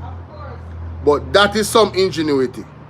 That is some thinking. Because guess what? The sandbag, when the rain fall, the sand will get heavier. So it's going to hold down the zinc even more. So once you put the appropriate rope over the zinc, the rope have to be strong, obviously. Once you put the appropriate rope over the zinc at the right places, it should not compromise the roof in terms of the air getting under it to lift. The people, them tough. Them tough, man. No, them tough. No, me I talk about 100 meters from the ocean, you know. Then I eat then use. I eat then use and put in a sand and make sandbag. It's sand from the sea. 100 meters from them. Whoa. People survival. Hey, you can use this. You can use that here. Sandbag, rope. And in some cases, they had blocks, half a blocks that them tie the rope in. Them tie as much, get as much weight, multiple blocks, just big like me, and just dunk on the ground. Heavy. You know what I mean? So, me have to tell you, man, that is some ingenuity. I shared Mr. Arbin Hill. Arbin Hill, something. Let me see if I can find him. Arbin Hill. Arbin Hill in him?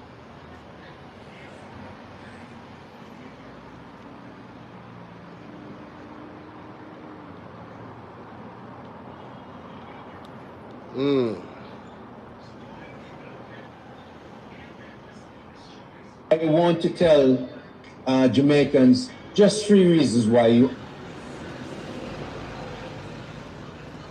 See if you're there.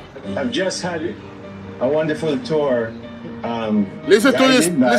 Mr. Frank James, the CEO of Grace Kennedy and Company, and by Mrs. Andrea Coy, who is the head of Grace Kennedy Food in Jamaica and internationally.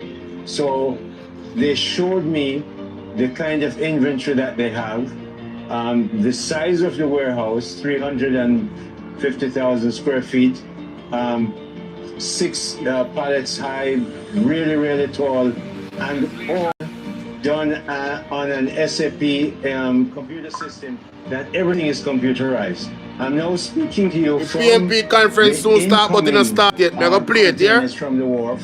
I'm And gonna you play can it. see, See, they don't beef start coming in yet. from Brazil. There's some other Yeah, watch products it. that you can see around When here. it start, we go over But there. this is how we are checking. The government is checking to make sure there is enough Nikisha food Birchall, Dr. Alfred go around in Dawes, Jamaica. I'm very Dr. encouraged Dayton, that Jamaica Mark, is really resilient. Zulika, And I Natalie. encourage the distributors. I said, look, this is a chance to invest as you upgrade what may have been damaged by the hurricane. Get very modern, get very good at supplying, and I'm very, very sure that Jamaicans are going to get what they need. And I'm very happy to be part of the Andrew Holness administration to make sure that... You see, everything did good before him said that, you know. When Andrew Holness administration have to do with Grace Kennedy and their innovativeness. What does Andrew Holness administration have anything to do with that? Everything that we need is being delivered on time and as quickly as we humanly possibly can. Jamaica. You see, that is an oxymoron, you know. It's either it's being delivered on time or it's being delivered as quickly as humanly possible. Just leave it as quickly as humanly possible, bro. Only they behind time, long time. Days behind time. Too many days behind the right response time to reach the people. Too many days.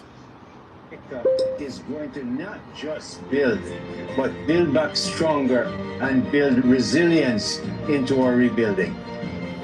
I am very, very happy that the Andrew Holness administration is rebuilding lives. And which life will not rebuild? Andrew Holness can't rebuild nobody's life. God alone can do that. You see, audacity and the blasphemy of these people. Andrew Holness can't rebuild nobody's life. Eh? Andrew Holness can't rebuild nobody's life. It is not possible. Not even Mark Golding can do it. Come out on the God can't sleep. On the God complex. On the can't rebuild nobody's life. But part of the Andrew Holness administration, we are glad to be rebuilding lives. Which life will we rebuild since the storm? Which life they rebuild since the storm? Even in an attempt. Have they built a house back for somebody yet? Have they put a roof over anybody's head yet that has lost their housings? The mansion, you know much mansion, yo, you know much mansion get destroyed? Who for roof no bill have landslide take with their house? 2-story. I kid you not. Who for roof no get tear off? As a matter of fact, not just the roof. Everything gone. The board on the side, the roof, everything lift up and gone. Which person life the Andrew Holness administration rebuild? Alright, they already know. They already know. Jamaica today. The opposition has called this press conference because the West to the world who is watching Jamaica today. Isaac Buchanan did it too. The opposition has called this press conference because the West is in trouble. Jamaica experienced something we weren't truly prepared for. I know we couldn't have prepared for Melissa, but there are some things that we could have done differently. Yes. And there's still time to do some things that will ensure that those who experience the wrath of Hurricane Melissa will help to pick up the pieces and get their lives together. Now, our leader of the opposition, Mark Golding, is going to play for you what has been happening pre, during, and post Melissa coming to Jamaica. Dr. Alfred Dawes will tell you about the health crisis and the potential health dangers if we do not get the medics into ground zero now. Isaac Buchanan will tell you what they experienced on the eastern end of the island with Hurricane Melissa in Portland. We have MP Natalie Nita. She is going to tell you what happens when we do not coordinate well. When the local players at the councillor, local government level, the MPs, and outside help tries to come in, but the coordinating hub cannot hold, she is going to tell you how we propose that we do it differently so that Jamaica can get on with the business. Not just criticism. Solutions. I will speak with you as a member of parliament for South St. James, a constituency that was directly in the crossbows of miserable Melissa. And then Zuleika Jess will tell you of the experience she had with her constituents in St. Elizabeth. I will also speak to you about what's happening in Westmoreland, Hanover, Trelawney, because the information that we're receiving from our representatives is too much not to share with Jamaica. We will speak again when you can ask us questions at the end of the presentation. But for now, please welcome Mark Golding, the leader of the opposition.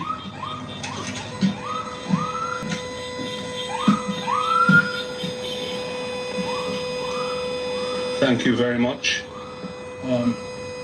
Good afternoon, Jamaica. Good afternoon, members of the media and all listeners.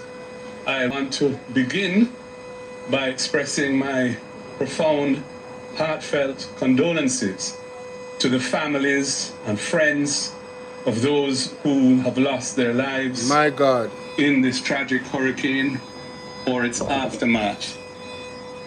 Our sympathies also extend very profoundly to those thousands, tens of thousands, perhaps hundreds of thousands of Jamaicans who are suffering at this time from the impact, the calamitous impact that this hurricane has had. And we are aware, of course, that there are levels of destruction. There's a large ground zero, as it's called, which is really the areas of Jamaica that were in the swathe of the hurricane when the eye hit in eastern Westmoreland, stretching into St. Elizabeth, stretching into the more westerly parts of Westmoreland as well, and then moving north into South St. James, parts of Hanover, and of course Trelawney and even St. Anne. The rest of Jamaica has also suffered damage, some of it before the hit of the hurricane. And so we can't leave them out because there are communities all over the island where people are in a very difficult situation, whether it be due to no access with roads being blocked or breakaways, landslides and so on. Our hearts go out to all who are in this dire predicament now. Now, I would say that this hurricane and its aftermath represent an existential threat to our society as we know it. People in life-threatening situations of isolation and deprivation mean that unless relief can reach them promptly, and unless the necessary assistance can be found and distributed in an equitable and transparent manner to help them rebuild their lives, Jamaica is going to be facing very difficult times. And I think that point is not lost on anyone. And we must provide, where we can, constructive, well-intentioned suggestions to help navigate the country through this disaster. We must also demand transparency and fairness in the distribution of all relief. The relief must get to those who need it, prioritizing those who need it most, whether they be of whatever political color or whatever demographic group they may belong to. They're all Jamaicans, and they are to be treated equally in this time without any form of discrimination or tribal politics coming into it. And we want to stand for that. There can be no place for partisanship or profiteering by political insiders or others connected to them at a time like this. It requires good governance, inclusive governance, authentic communication, and everyone working together. I now move to some of the things that I wish to propose in this regard. I have proposed to the Prime Minister from last week, Wednesday, that he should establish a broad-based task force to be given the responsibility of governance oversight over the relief effort, the relief coming in, how it is dealt with, how it is distributed, not to manage that process on a day-to-day basis, but to provide oversight to those who are managing it. So there's some accountability for how it's done, and that accountability is being held by a broad-based group that can enjoy the support and confidence of the whole society, especially those who are suffering terribly now and no doubt fear that they may not be treated fairly, or they may be ignored or overlooked in the response of the state to the crisis. I also think there needs to be a clear command structure for the actual day-to-day management of the response to the relief.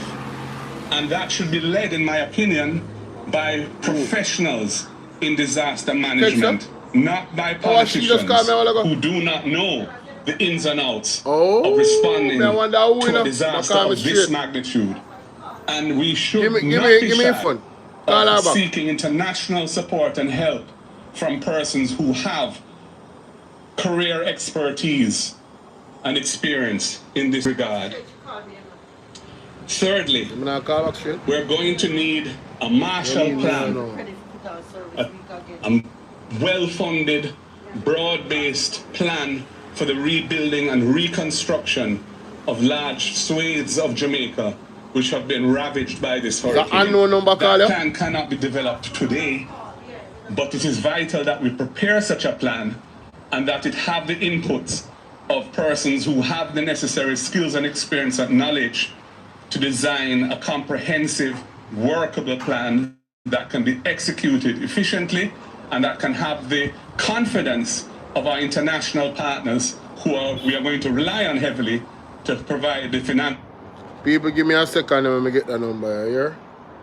The peoples them where did missing and can't find, then call me. Then call me on one number, I wonder if I fill them number this. Yeah. Going to rely on heavily to provide the financial support for this. And more, in terms of more specific recommendations now, I have asked the Prime Minister to make an additional allocation of resources to members of Parliament so that they can mobilize communities and contractors to help with the cleaning up of communities that are currently in a state of devastation, clearing roads where necessary, cutting trees and the like. Until that allocation is made, members of Parliament are unable to respond to the needs of the people unless they happen to have some personal resources or access to dealing with it outside of the public system, and many do not have that.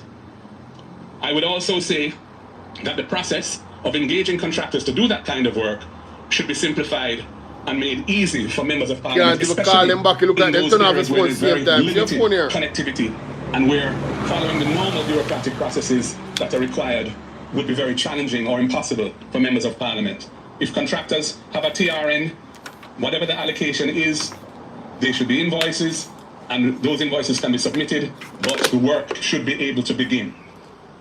Secondly, we note and agree with the decision to suspend the imposition of import duties and import GCT on disaster relief items coming into Jamaica. However,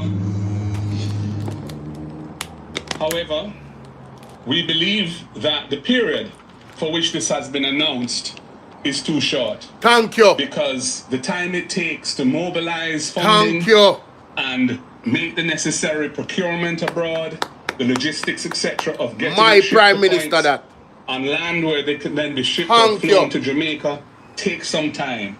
And to have it cut off by the end of this November month is too short. Can't work. It's also not clear from the announcement that was made, whether goods in transit to Jamaica will get the benefit, even if they haven't landed here at the time of the expiry of the window. Exactly. I'm suggesting that we recast that window in a way which is more realistic, given the situation that we face. I also think we need an evacuation plan urgently for persons who are without shelter. That needs to be well thought through so that persons can be moved to places of safety where whatever form of accommodation can be erected to support them, whether it be tents or something else that can be put in place, and they can have access to the basic means of survival in an organized way. And that is necessary because right now we have people, many Jamaicans who are exposed to the elements, including babies, including children, including the elderly, including persons with disabilities, and they need to be moved to accommodation which protects them from the ravages of the elements going forward. Those are my thoughts, and I'm now going to hand over to the next MP who is going to address more specific concerns in their particular constituency. I thank you. Big up Mark Goley. I said that November 3rd, November too close, brother. Thank you you, understand? Party. Greetings all. Isaac. I'm Isaac Buchanan, MP for Portland Eastern, also the spokesperson for Youth and Human Rights. I speak on behalf of the people on the Human Rights. I speak on behalf of the people on the eastern side of Jamaica. I'm setting the context to say that equity in distribution is going to be an important theme if we are to ensure that all persons in Jamaica are not excluded or left out, but rather inclusion. Now in Portland, this is a direct message from the constituents. Port Antonio is not all of Portland. So in saying that, I want people to understand that there was devastation in Portland Eastern. In particular, the Fellowship Division, which is a valley area, Melissa did serious damage in that area. There are persons who, the rules are all gone. It's similar in the Mansion Hill Division. So there are persons who are homeless as we speak. I raise this in the context that persons have an ability to try to survive. They try their best to ensure that they move on with their life. It's almost an innate ability these days. But I want the government to understand that when persons are building back their houses and just taking up zincs that probably don't even belong to them to ensure that they have a roof over their heads, they can't wait. It's impossible to wait until somebody comes to say, okay, I see the damage. We will process your claim. And then we need immediate movement. That support is in the sum of $50,000, $100,000, $400,000 if it's complete destruction.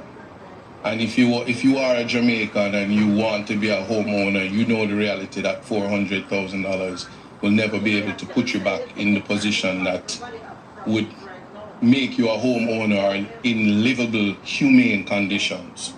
So when I speak of equity of distribution, although Melissa didn't hit at ground zero in the east, we are an island surrounded by water, especially if you're a coastline parish like Portland, Eastern, St. Thomas, Portland, Eastern and Western, all of Portland and all of St. Thomas. But if we speak of the constituency, I'm not going to sit here or stand here and say that MPs who are not in those ground zeros aren't affected, because we all are. As it is right now, we are a country where resources are scarce. The opposition leader would have reached out to the Prime Minister and there was an allocation. What does that allocation look like? I can only tell you from the lived experience that from a human rights perspective, if you get $1.5 million, that amounts to no more than 600 care packages and probably 22 tarpaulins. Why am I speaking on this? Because it would mean that if you are a member of parliament and you had persons voting for you in the amount of 8,000 plus persons, these are persons that have been affected, and whether you know it or not, it's not just the elderly, it's not just women and children, they are able-bodied persons who live day to day. And I'm just using that as a starting point because I'm saying this, it is not the time to be political. You can't see color, you can't see political parties. You have to understand that on a human rights plane, the needs of everybody will be important. And we might not know it now, but what Friday will look like in terms of how you source your meal, it won't be a laughable situation. We must look at what is happening across Jamaica. And while we start to think of how resources are distributed, I will yield to my senior, Natalie, to speak about distribution and all of that. But what I will say though is what is of great importance is that we are to go to the bare minimum and think of the human rights realities. There are persons who are ill, who their medication has to be on the refrigerator. They need energy and they don't have it.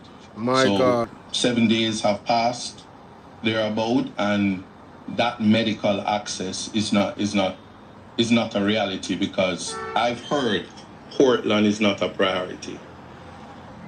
I've heard that, and that is a sad reality because I have the evidence in terms of looking at the photos, the pictures, being on the ground in Manchester, being on the ground in Reach, being in Fellowship. I'm just naming a few: Bellevue, Comfort Castle, Millbank, where there are just total devastation, disaster. Yeah, Portland was the first place that was hit from the disabilities community. Portland was the first place that was hit, and they don't have a home. And St. Thomas, the shelters aren't in operation. It's not a continuation of it. Persons have to go far places. So I need people to understand that. And when it comes to the distribution, yes, ODPEM is there. The Ministry of Labor and Social Security and care packages are going up, but I want you to quantify the reality.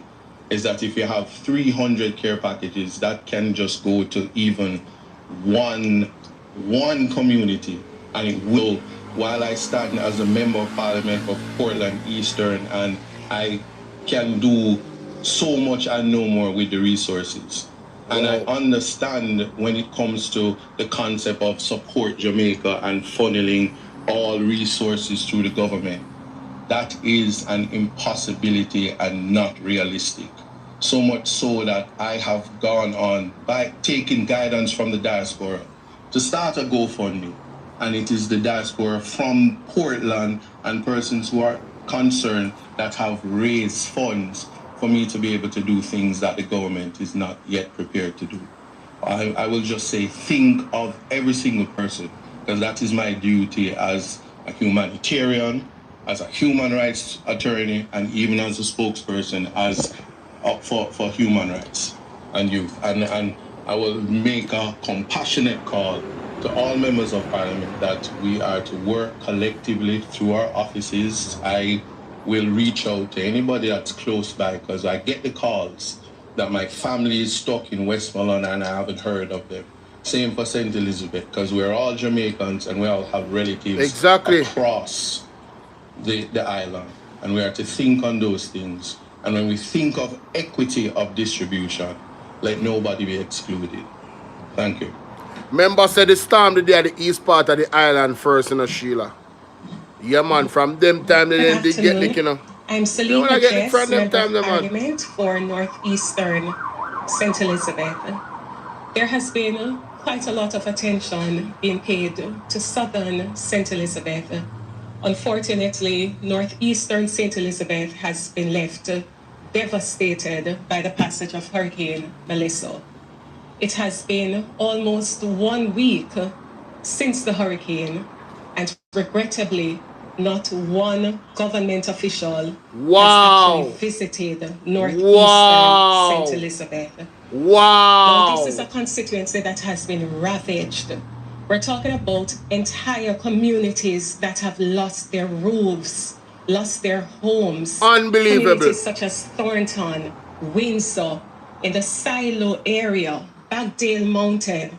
There are entire communities where absolutely no home was spared. Wow. When you look at the devastation, we're not just talking about it from the home perspective. We're talking about the road network, or roads, especially in the interior of the constituency, have been substantially and completely damaged. We have roads which have burst open, leaving craters almost 20 feet deep. I have communities which have been marooned. There's no way for them to enter or exit. I have residents reaching out to me to say that they can't get out of their community, and they have elderly persons who need to see a doctor and they can't leave. I went in search of a community yesterday known as Mariba, and I spent over 2 hours driving around and could not find the community of Mariba.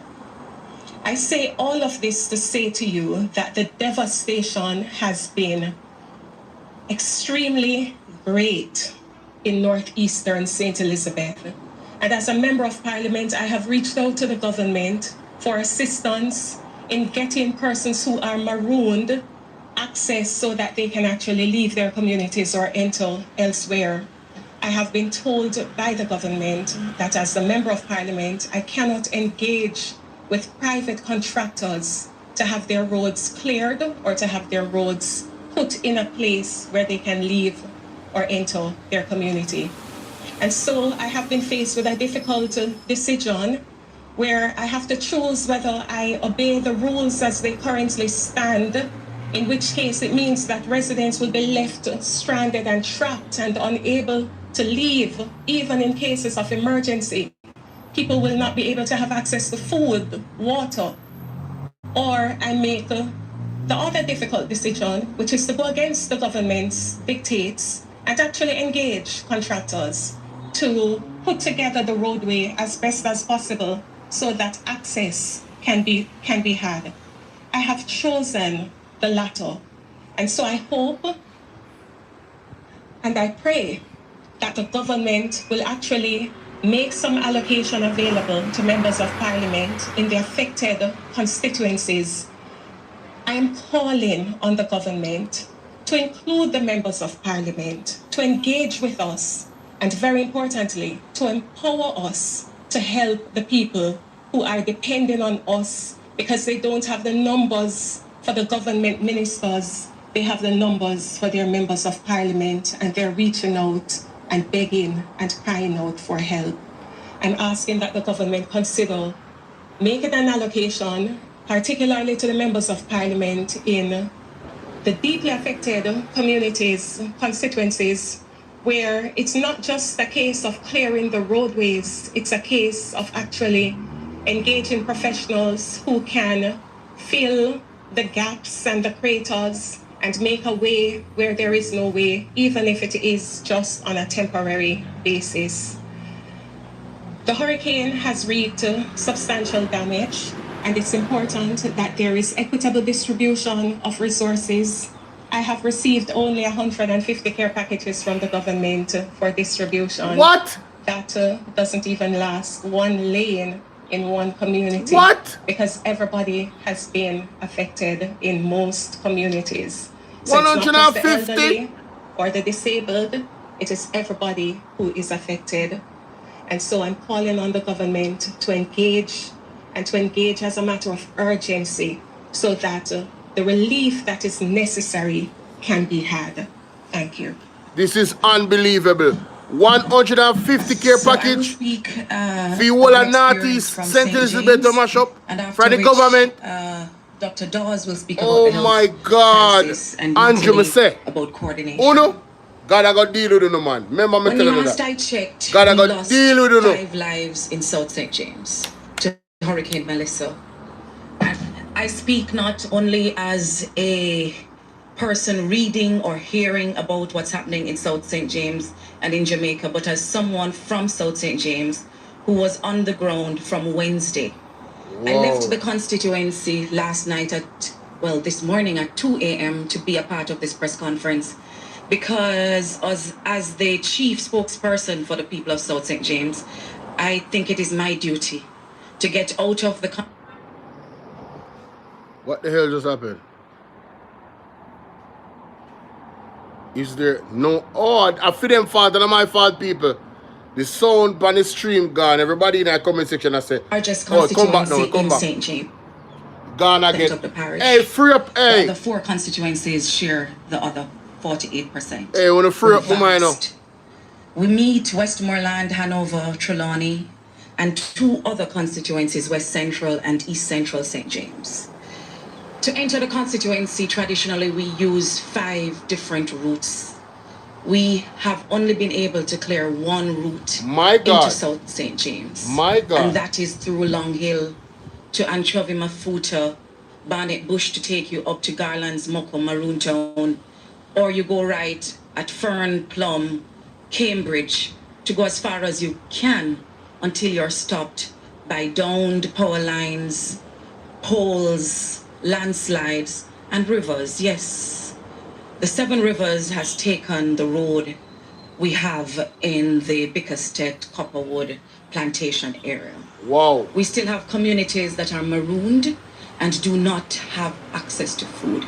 And when I say no access to food, what I mean is that when we advised them to go to a shelter like the shelter at Cambridge High School, we told them that we were advised by the government that food would come after exactly the storm, which was a mistake because some went in from as early as Monday of last week and they have not had food up till now. Oh my God, we were able to send a little boat across, a little blow-up boat across the roadway to get to some, and they got food for 1 night because the boat couldn't hold much more. We have seen the helicopters flying in the sky above us in South St. James, but most times they're going to St. Elizabeth or Westmoreland. They're going to the sexy places where disaster, grief, big profit, and big public relations opportunities. In South St. James, we're farmers, we're humble people. Patrick. We don't like to beg. But I'm appealing on our behalf because we need urgently food for our people who are marooned in places like Catadupa, in Jungle, in Awful Gully. We're calling for help for people in Retrieve, where we join Eastern Westmoreland because they were only able to get their dead out of the community just 2 days ago. We're asking to have the health authorities come in because the cows are still floating, the goats are still floating in the waters that have taken and submerged communities like Spring Bottom in the Roehampton area. 2-story high houses are still underwater. Wow. We have a coaster bus, you know the height of that, that is still submerged along the roadway to Cambridge. Based on my estimation, over 70% of the housing stock, the business, the livestock, the agriculture has been lost in South St. James. And when I go to the community, I don't know what to say to them because they ask me, MP, it's in my house, it was right here, it's no longer here, what do I do? I tell them that I have not yet gotten a word from the government, right? To tell us how we're going to help them to rebuild. Oh my God, she a breakdown, people. She a breakdown, she a breakdown. So, oh God. Oh God. Oh God. Oh God.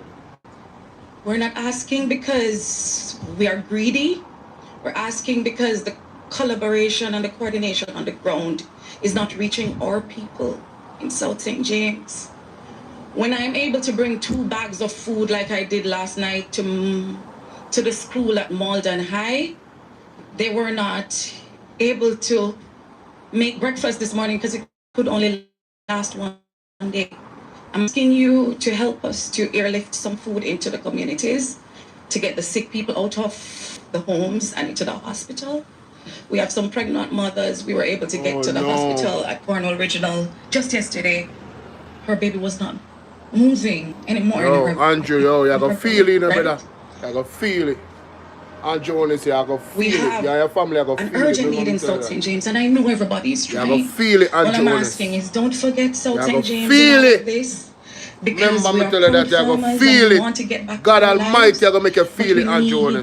The donations wicked. Come to us too. 70. We don't want to stay left behind. From Monday, people in a shelter want to tell themselves to go and no food. Dr. Dawes about the health conditions because feel the it, man. Remember me tell you that. In South St. James, and then MP Natalie need to. I go suffer. I go suffer. Andrew Holness, I go suffer. Remember me tell you that. 70. The people in a shelter and can't have no food. When you send them go in a shelter and tell them some food I go there and no food not reach there. In a South St. James. When I go feel it, man. Melissa, remember me tell you that. It now was go feel a it. catastrophic natural disaster. Wicked. If we continue on this path where the government maintains hegemony over the distribution of aid and access to the most vulnerable communities by volunteers, if they try to do it alone, we will have an even more catastrophic man-made disaster. We are seeing a humanitarian crisis unfold before our very eyes. Ground Zero was in eastern Westmoreland, a parish that I'm very familiar with, and the devastation that is seen there and in St. Elizabeth and in other parts of Westmoreland, St. James, Hanover, and St. Elizabeth overall. It is mind-boggling. No pictures or videos can do justice for what you see when you're driving miles and miles. The smells of rotting carcasses, the flooded roads. Healthcare has been teetering on the border of collapse because of the situation at Cornwall Regional Hospital and the overcrowding in the feeder hospitals. What we're seeing now is an exacerbation of that situation, where Lucy Hospital, Noel Holmes Hospital, is pretty much non-functional. Up to over the weekend, there was no way of contacting hospitals for referrals. They would just get critical patients as fast as possible loaded into an ambulance and send them off with a hope and a prayer and what limited staff they can afford to send on that journey.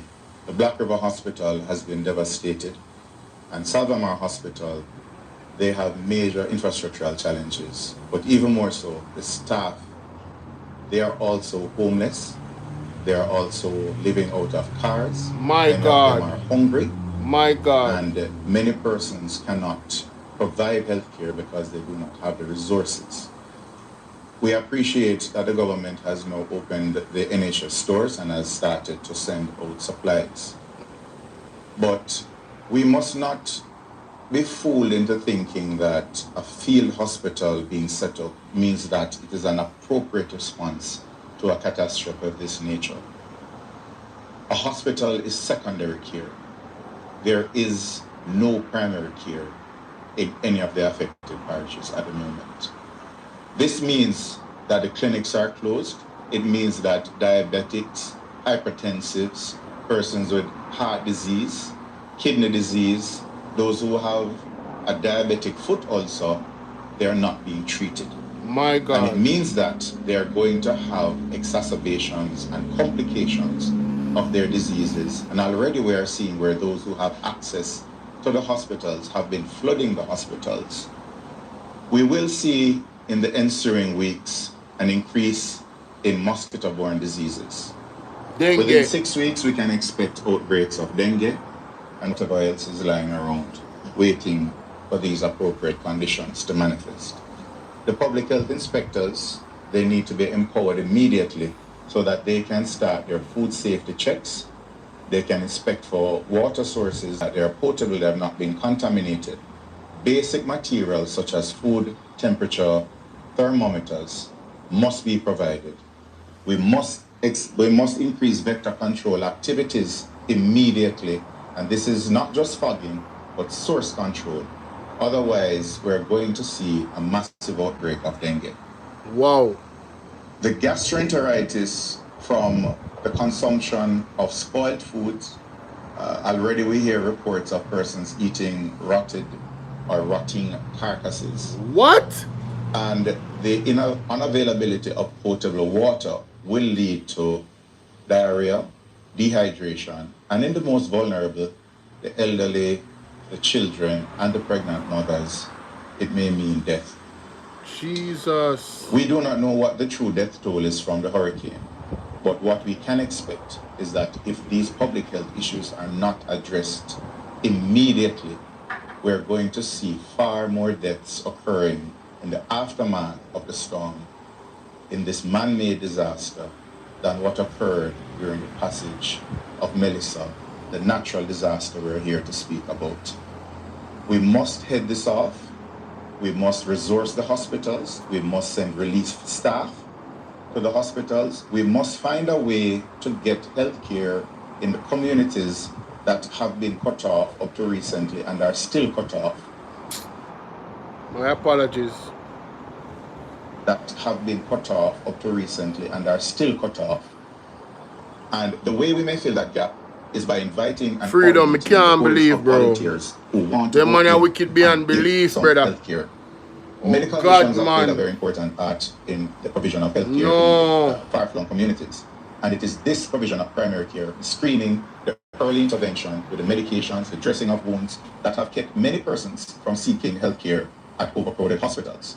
If we BOJ is not my channel, no. If we have damaged structures that are understaffed, it is reasonable to ask that volunteers be coordinated to go and man these health centers in the rural communities through the different medical missions. So these things must be coordinated immediately. Organizations that want to donate food and especially water, they must be accommodated. I've had complaints and I've tested the system myself, and I don't want to be overly critical. That is not the tone I want to project here today. But those who want to give are being frustrated by the process. And what is happening is that they are trying to make the journey themselves. The roads are blocked up. On our mission on Saturday, one of the buses broke down and the relief bus took about 4 or 5 hours to make what would normally be a 2-hour trip to relieve the staff that were left on that bus. The roads have been congested and it is frustrating persons who want to donate, but we must set up a proper distribution network so that those who are impacted the most, irrespective of their antecedents, they get the resources that they need. It means not simply focusing on one particular area, but accepting that this hurricane tore through the entire Western Jamaica, and we must not ignore the plight of those who are in one parish. If the information that came to us through the media came late and our attentions were already fixed on a particular area that was brought to the forefront of our consciousness. So in conclusion, my appeal is that we find a way to facilitate the donors of foodstuff, sundries, health supplies, and importantly, find a way to channel those who want to give service in the medical field so that we can organize relief missions to go to the communities that Nikisha spoke about, that JAMAICA spoke about, and others are bringing to the forefront of the nation's consciousness. We have to get medical missions into those communities, and we have to, they're coming with their resources, but there needs to be a greater collaboration between those entities and the government and the state agencies, as well as the opposition, because we have made ourselves available to work alongside the government. So again, we do not want to convert a natural disaster into a man-made disaster because of partisanship, but we should focus more on partnership. Thank you.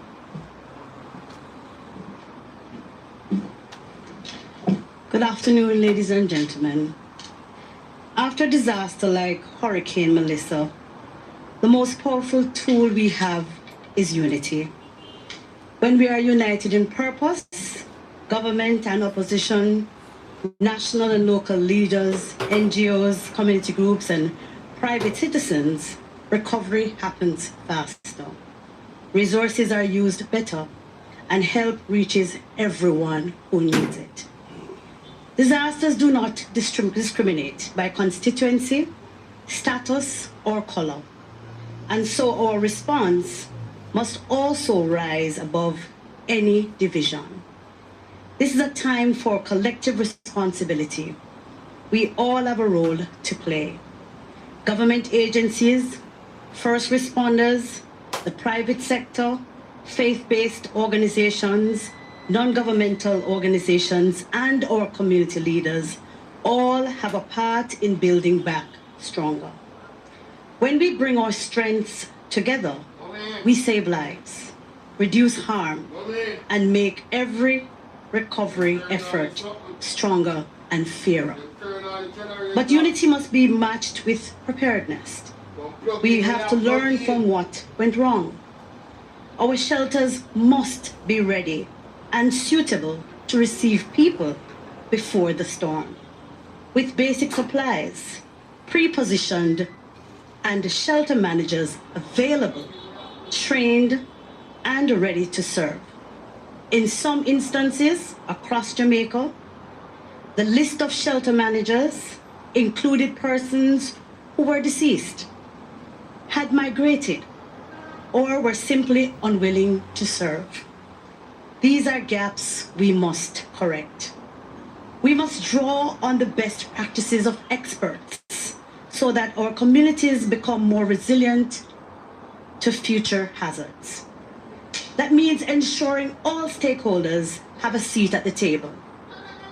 It means and includes government at both levels, our councillors, our mayors, our justices of the peace, and all who serve as stakeholders at the local level must have a seat at the table, including our opposition, who has not been included in any of these meaningful disaster preparedness or operational meetings. It is important at this time that all the logistics, all the utility companies, the private sector, the insurers, the small businesses, the donors and international agencies, that there must be a coordinated effort to make our recovery stronger. The media and communication platforms, academic institutions and technical experts, most importantly, our vulnerable groups and survivors themselves must have a seat at the table. When we work together, the benefits are clear. Lives are saved and harm is reduced through coordinated action. Needs are prioritized and duplication avoided so that no community is left behind. Resources are used efficiently by pooling transport, storage, and funding. Expertise is shared, combining technical skills and local knowledge. Vulnerable groups are protected, including children, the elderly, and persons with disabilities. Public safety and essential services are restored faster, helping communities to recover. And most importantly, trust is built because people can see fairness and transparency. If we are to build true resilience, collaboration cannot happen only in crisis. It must be part of how we operate every day. That means maintaining open communication channels, sharing information, coordinating resources, and planning together before the next disaster strikes.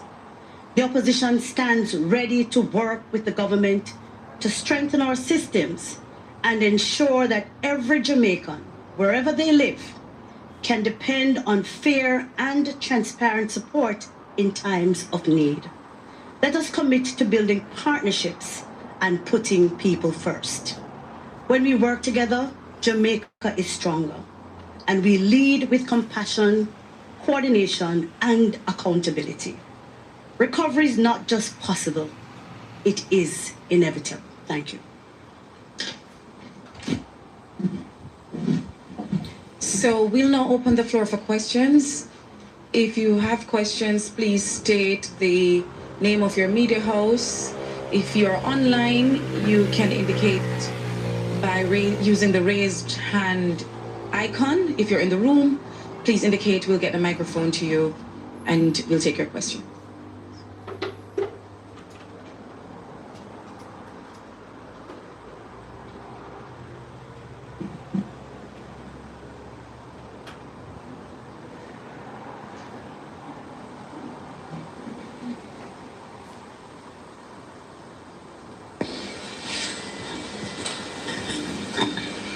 Greetings.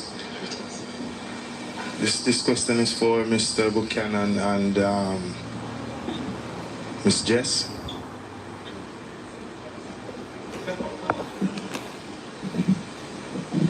All right, so I heard you speak about the relief supplies not being enough.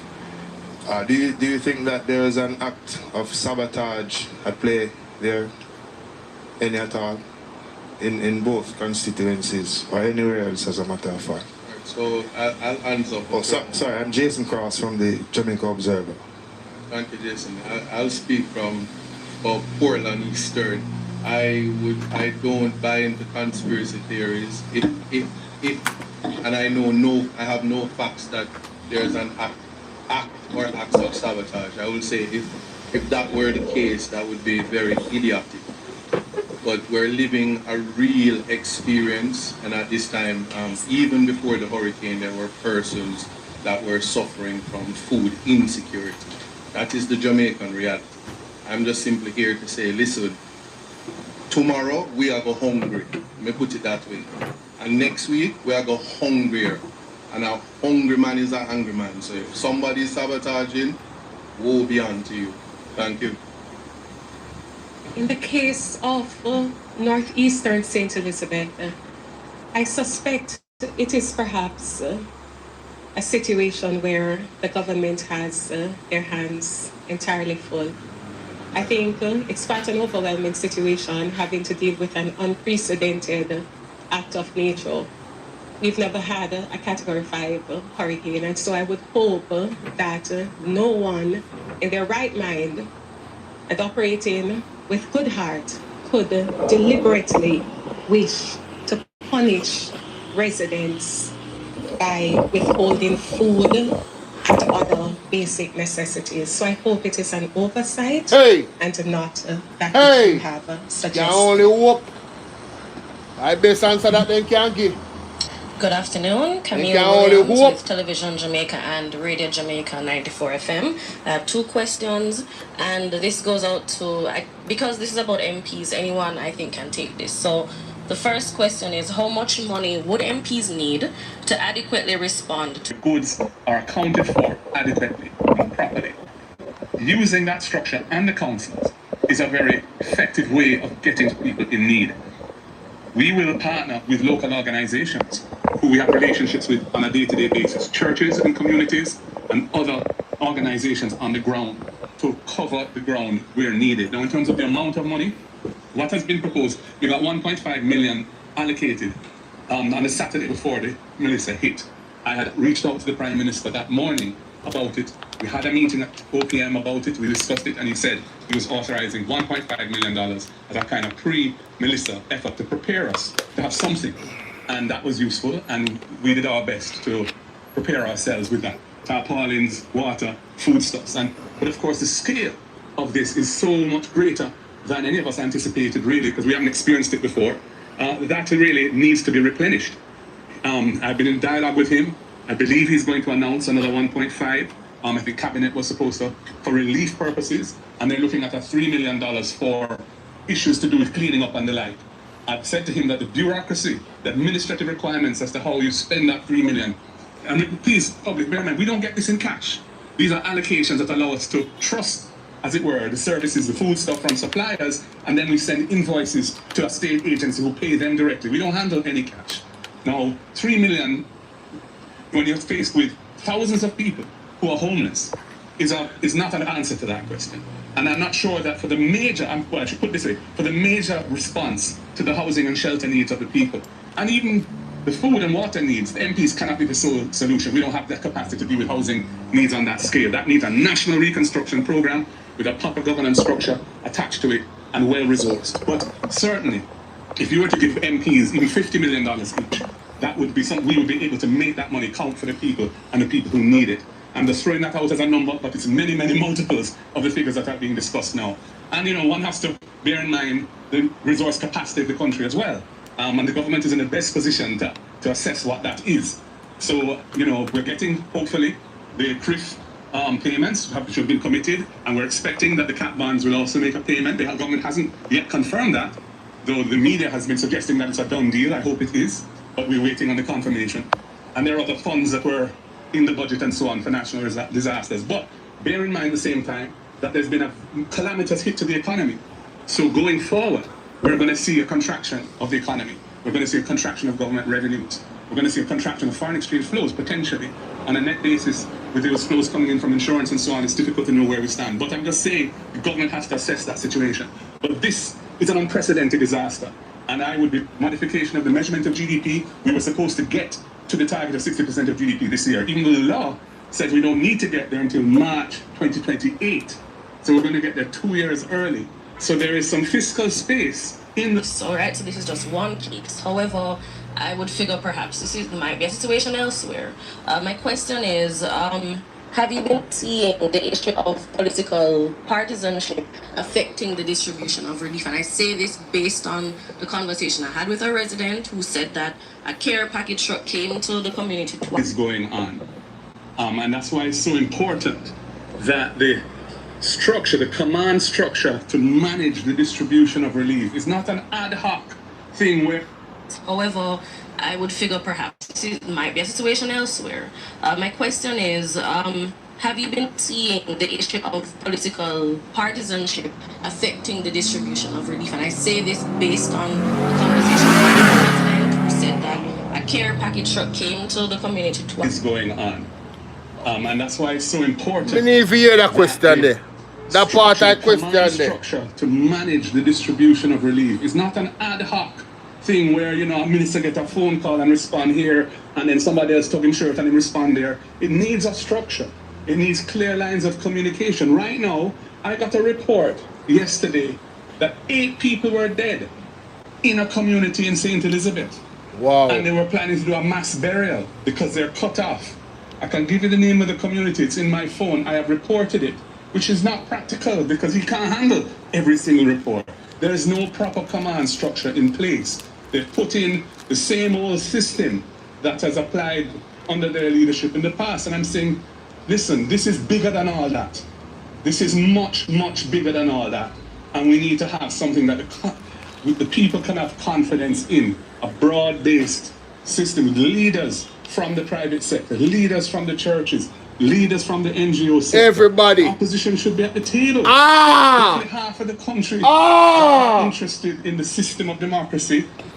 Voted for the opposition and talk to them to exclude us. Yes, is not wise because no. They deprive yourselves of vital information. Yes, especially given that some of the most come on, man, areas, yes, areas where our representatives have been voted into office. Yes, thank you. What is this? What is this? Talk to them. So the structure needs to be put in place. Talk to them, Marky G. It needs to be proper. Thank you.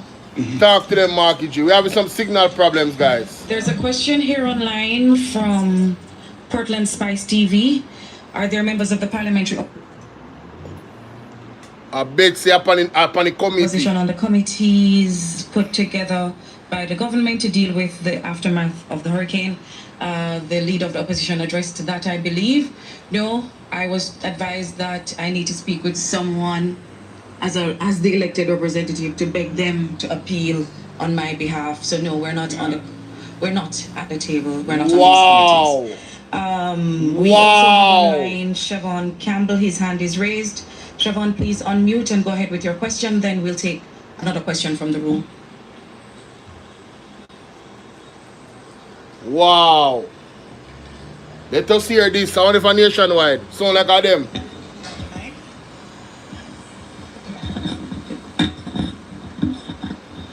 You hear where them are come with now. Go ahead, Siobhan.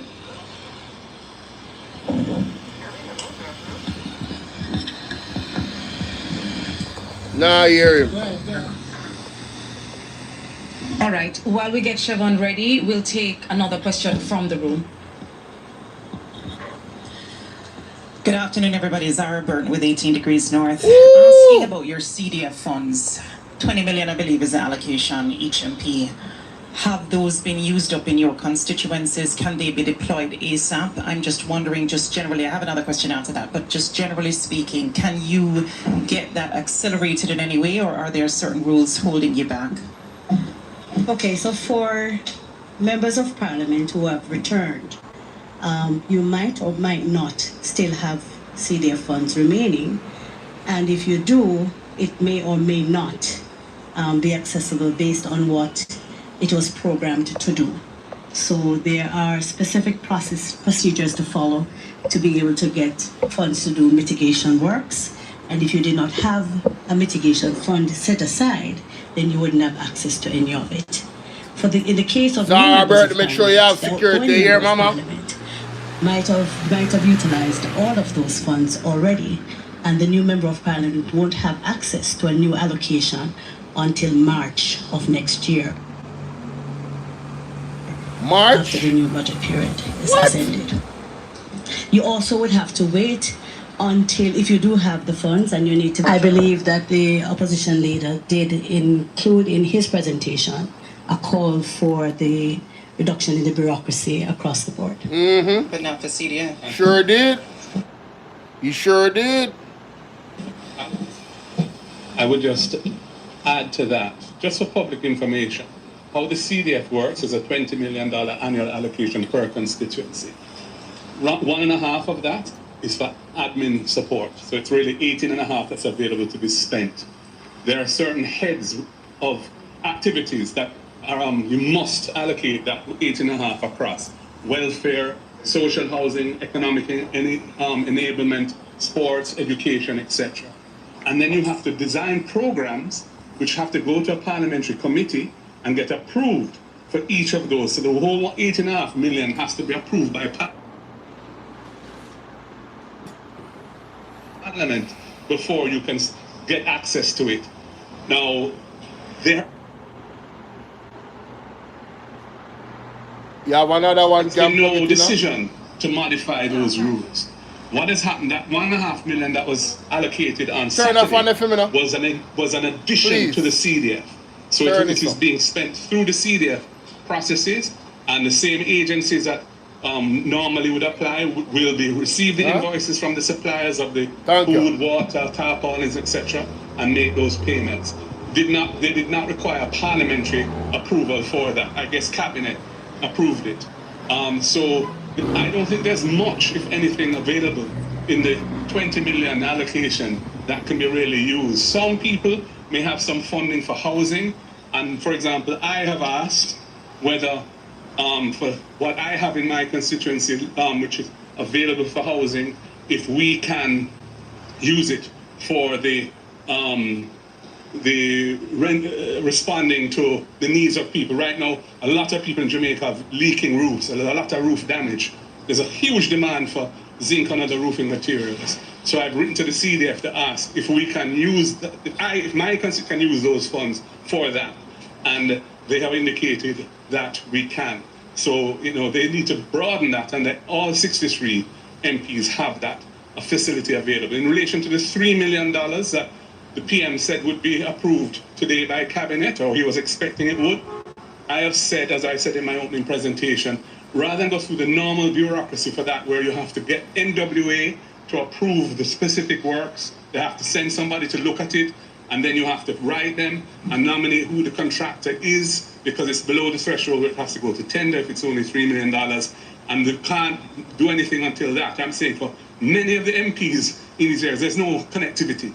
So to require them to go through all those just to clear some roads and chop up some trees is really, it's excessive. So what I would suggest is that we just allow a situation where contractors who have a TRN can issue an invoice, the work can be done, and that invoice is then sent for reimbursement in due course.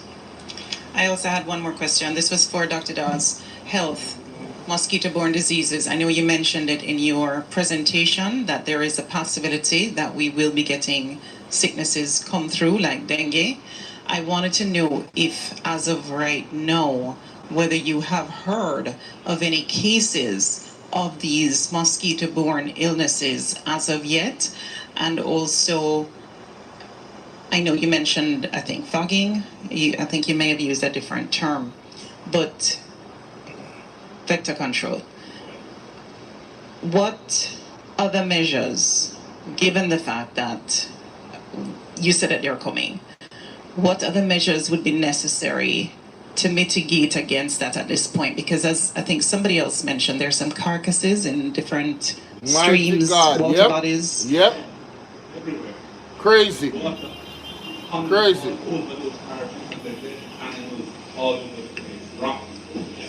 So the question is that posing a health risk as Of well? course. And so if you could just address some of the things that, in addition to what you said about vector control, what else from a medical perspective would be necessary to mitigate against those diseases, and also dealing with these dead carcasses and even dead human bodies too that are not claimed?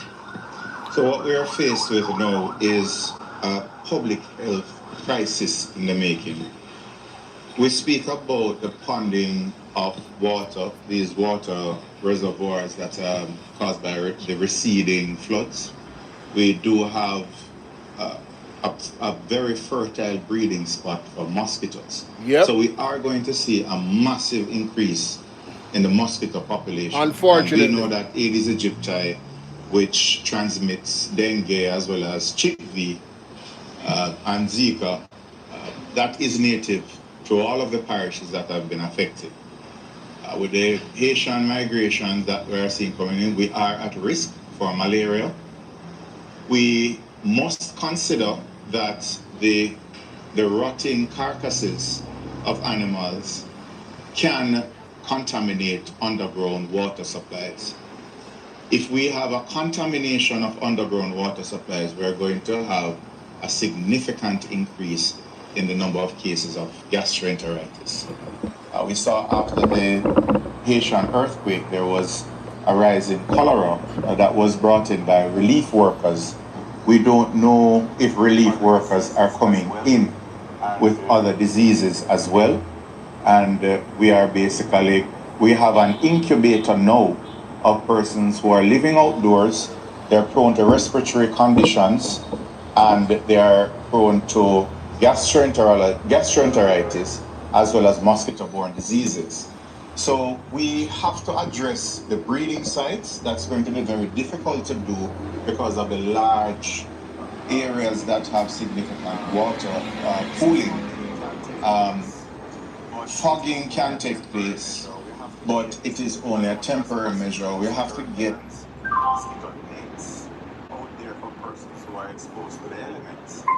And we have to be testing water sources very regularly. We have to get the lotions as well as tablets and water. We need to get water. And with all of this, persons in the affected areas, they have to be advised of what to look out for, how to practice proper hygiene, how to, unfortunately, we have to say, isolate bodies so that they don't come in contact with decomposing bodies and they're exposed to infections. So unless we fix primary care immediately, we're going to see this disaster that is man-made if we don't do it right. And I choose that term carefully because if we can prevent a lot of this, if we get the teams out there, if we have a structured response, we get the public education out there, if we evacuate people out of those areas where they're at risk, and we get the potable water and proper food, hygiene tools that are necessary to avoid these outbreaks. We can do it. There is hope, but we just have to do this the right way. I just wanted to add one postscript to my answer to your question about the CDF.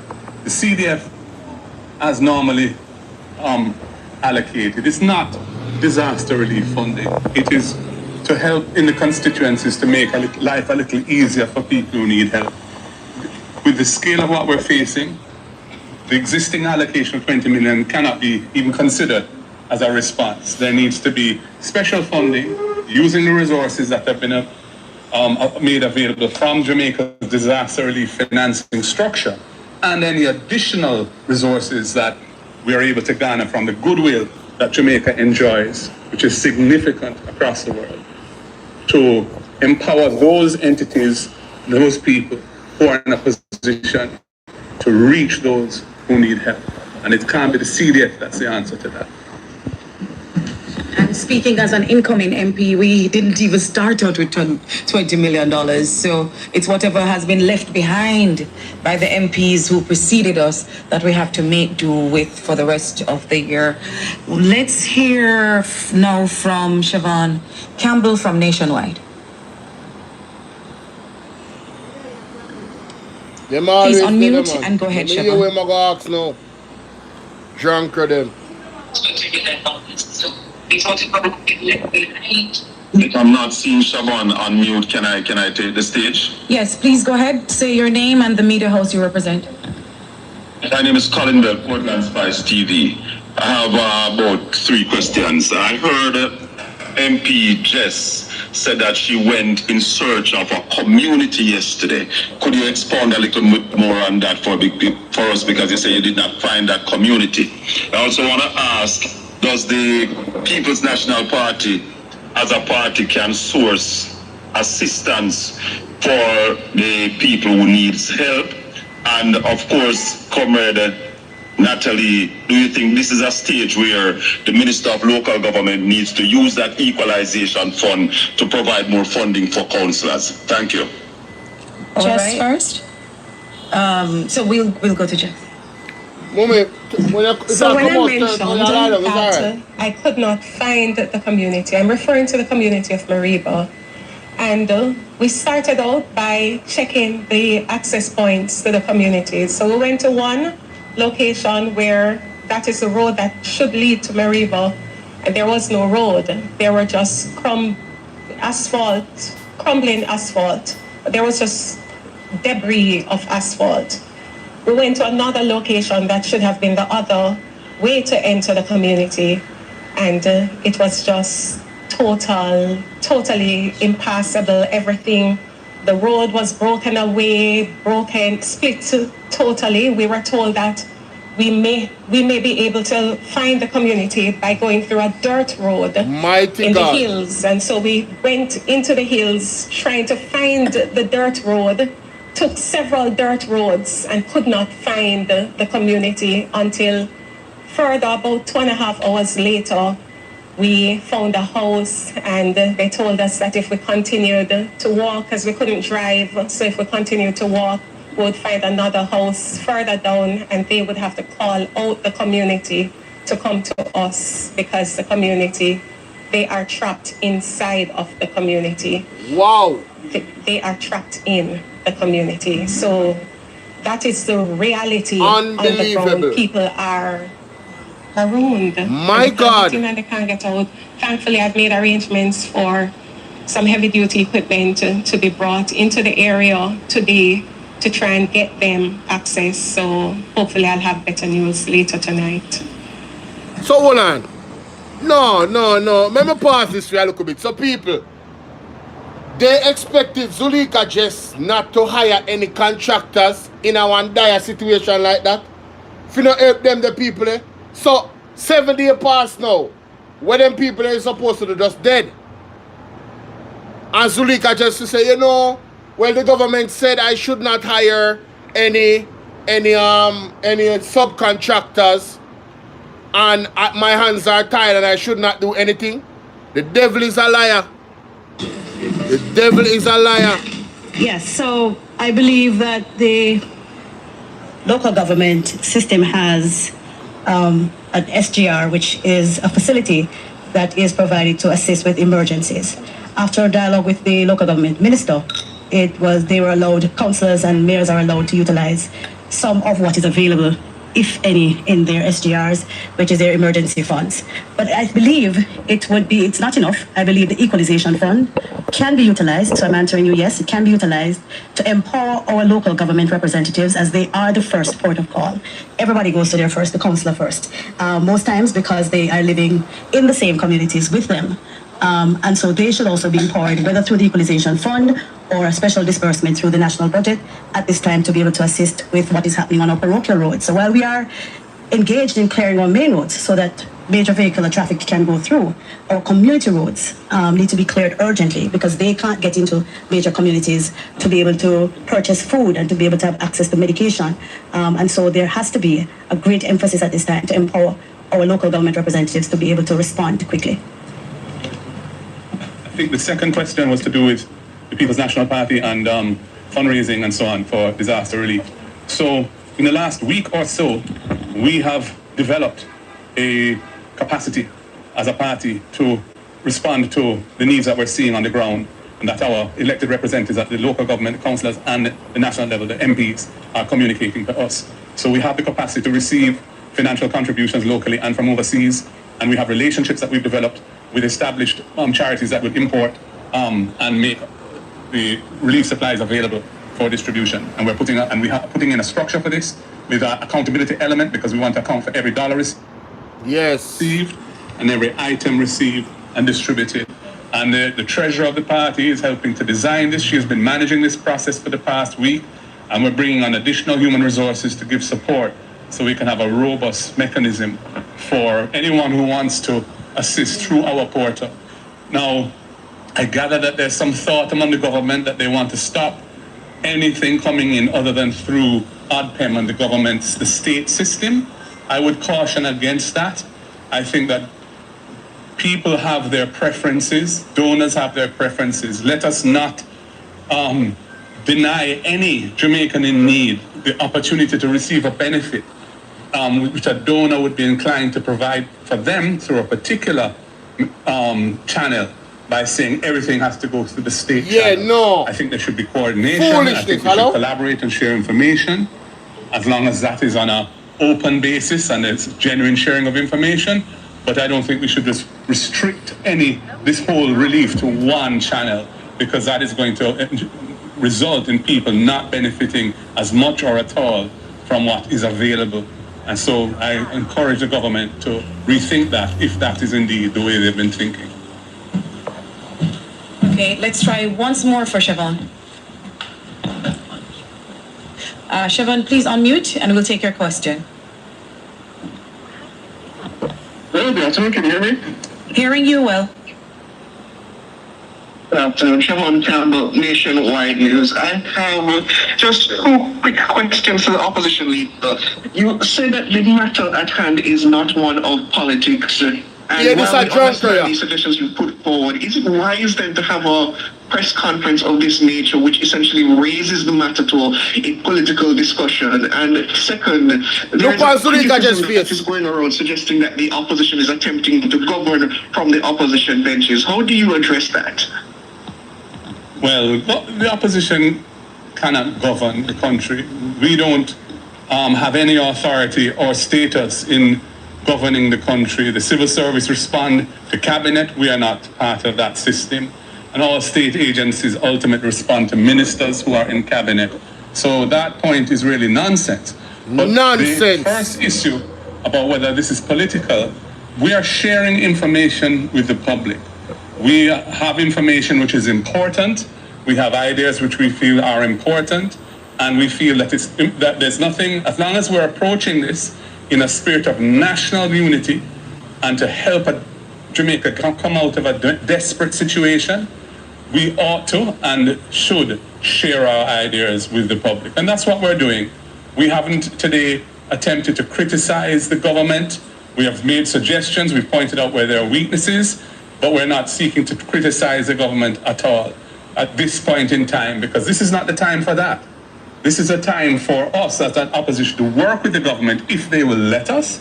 And if they won't let us, we will still work in the interest of the nation as a whole, Labour Right and PNP, because we are all Jamaicans and we want Jamaica to recover from this. If we don't pull together, our corner dark. So let us pull together as one people and use the best resources available to us, the best thinking available to us, the best organizational skills available to us, with a common heart for the interest of the people who are suffering right now. There's no better note to end this press conference. If you go home tonight and you can lay your head on a dry pillow, if when you look up you don't see stars, you're blessed. Oh God, man. We in the West, we need your help. Pray for us. Pray for Jamaica. I am praying for you, Mama. I'm praying for all of you. Praying for all of you. Praying for all of you. My goodness. Wow. Wow.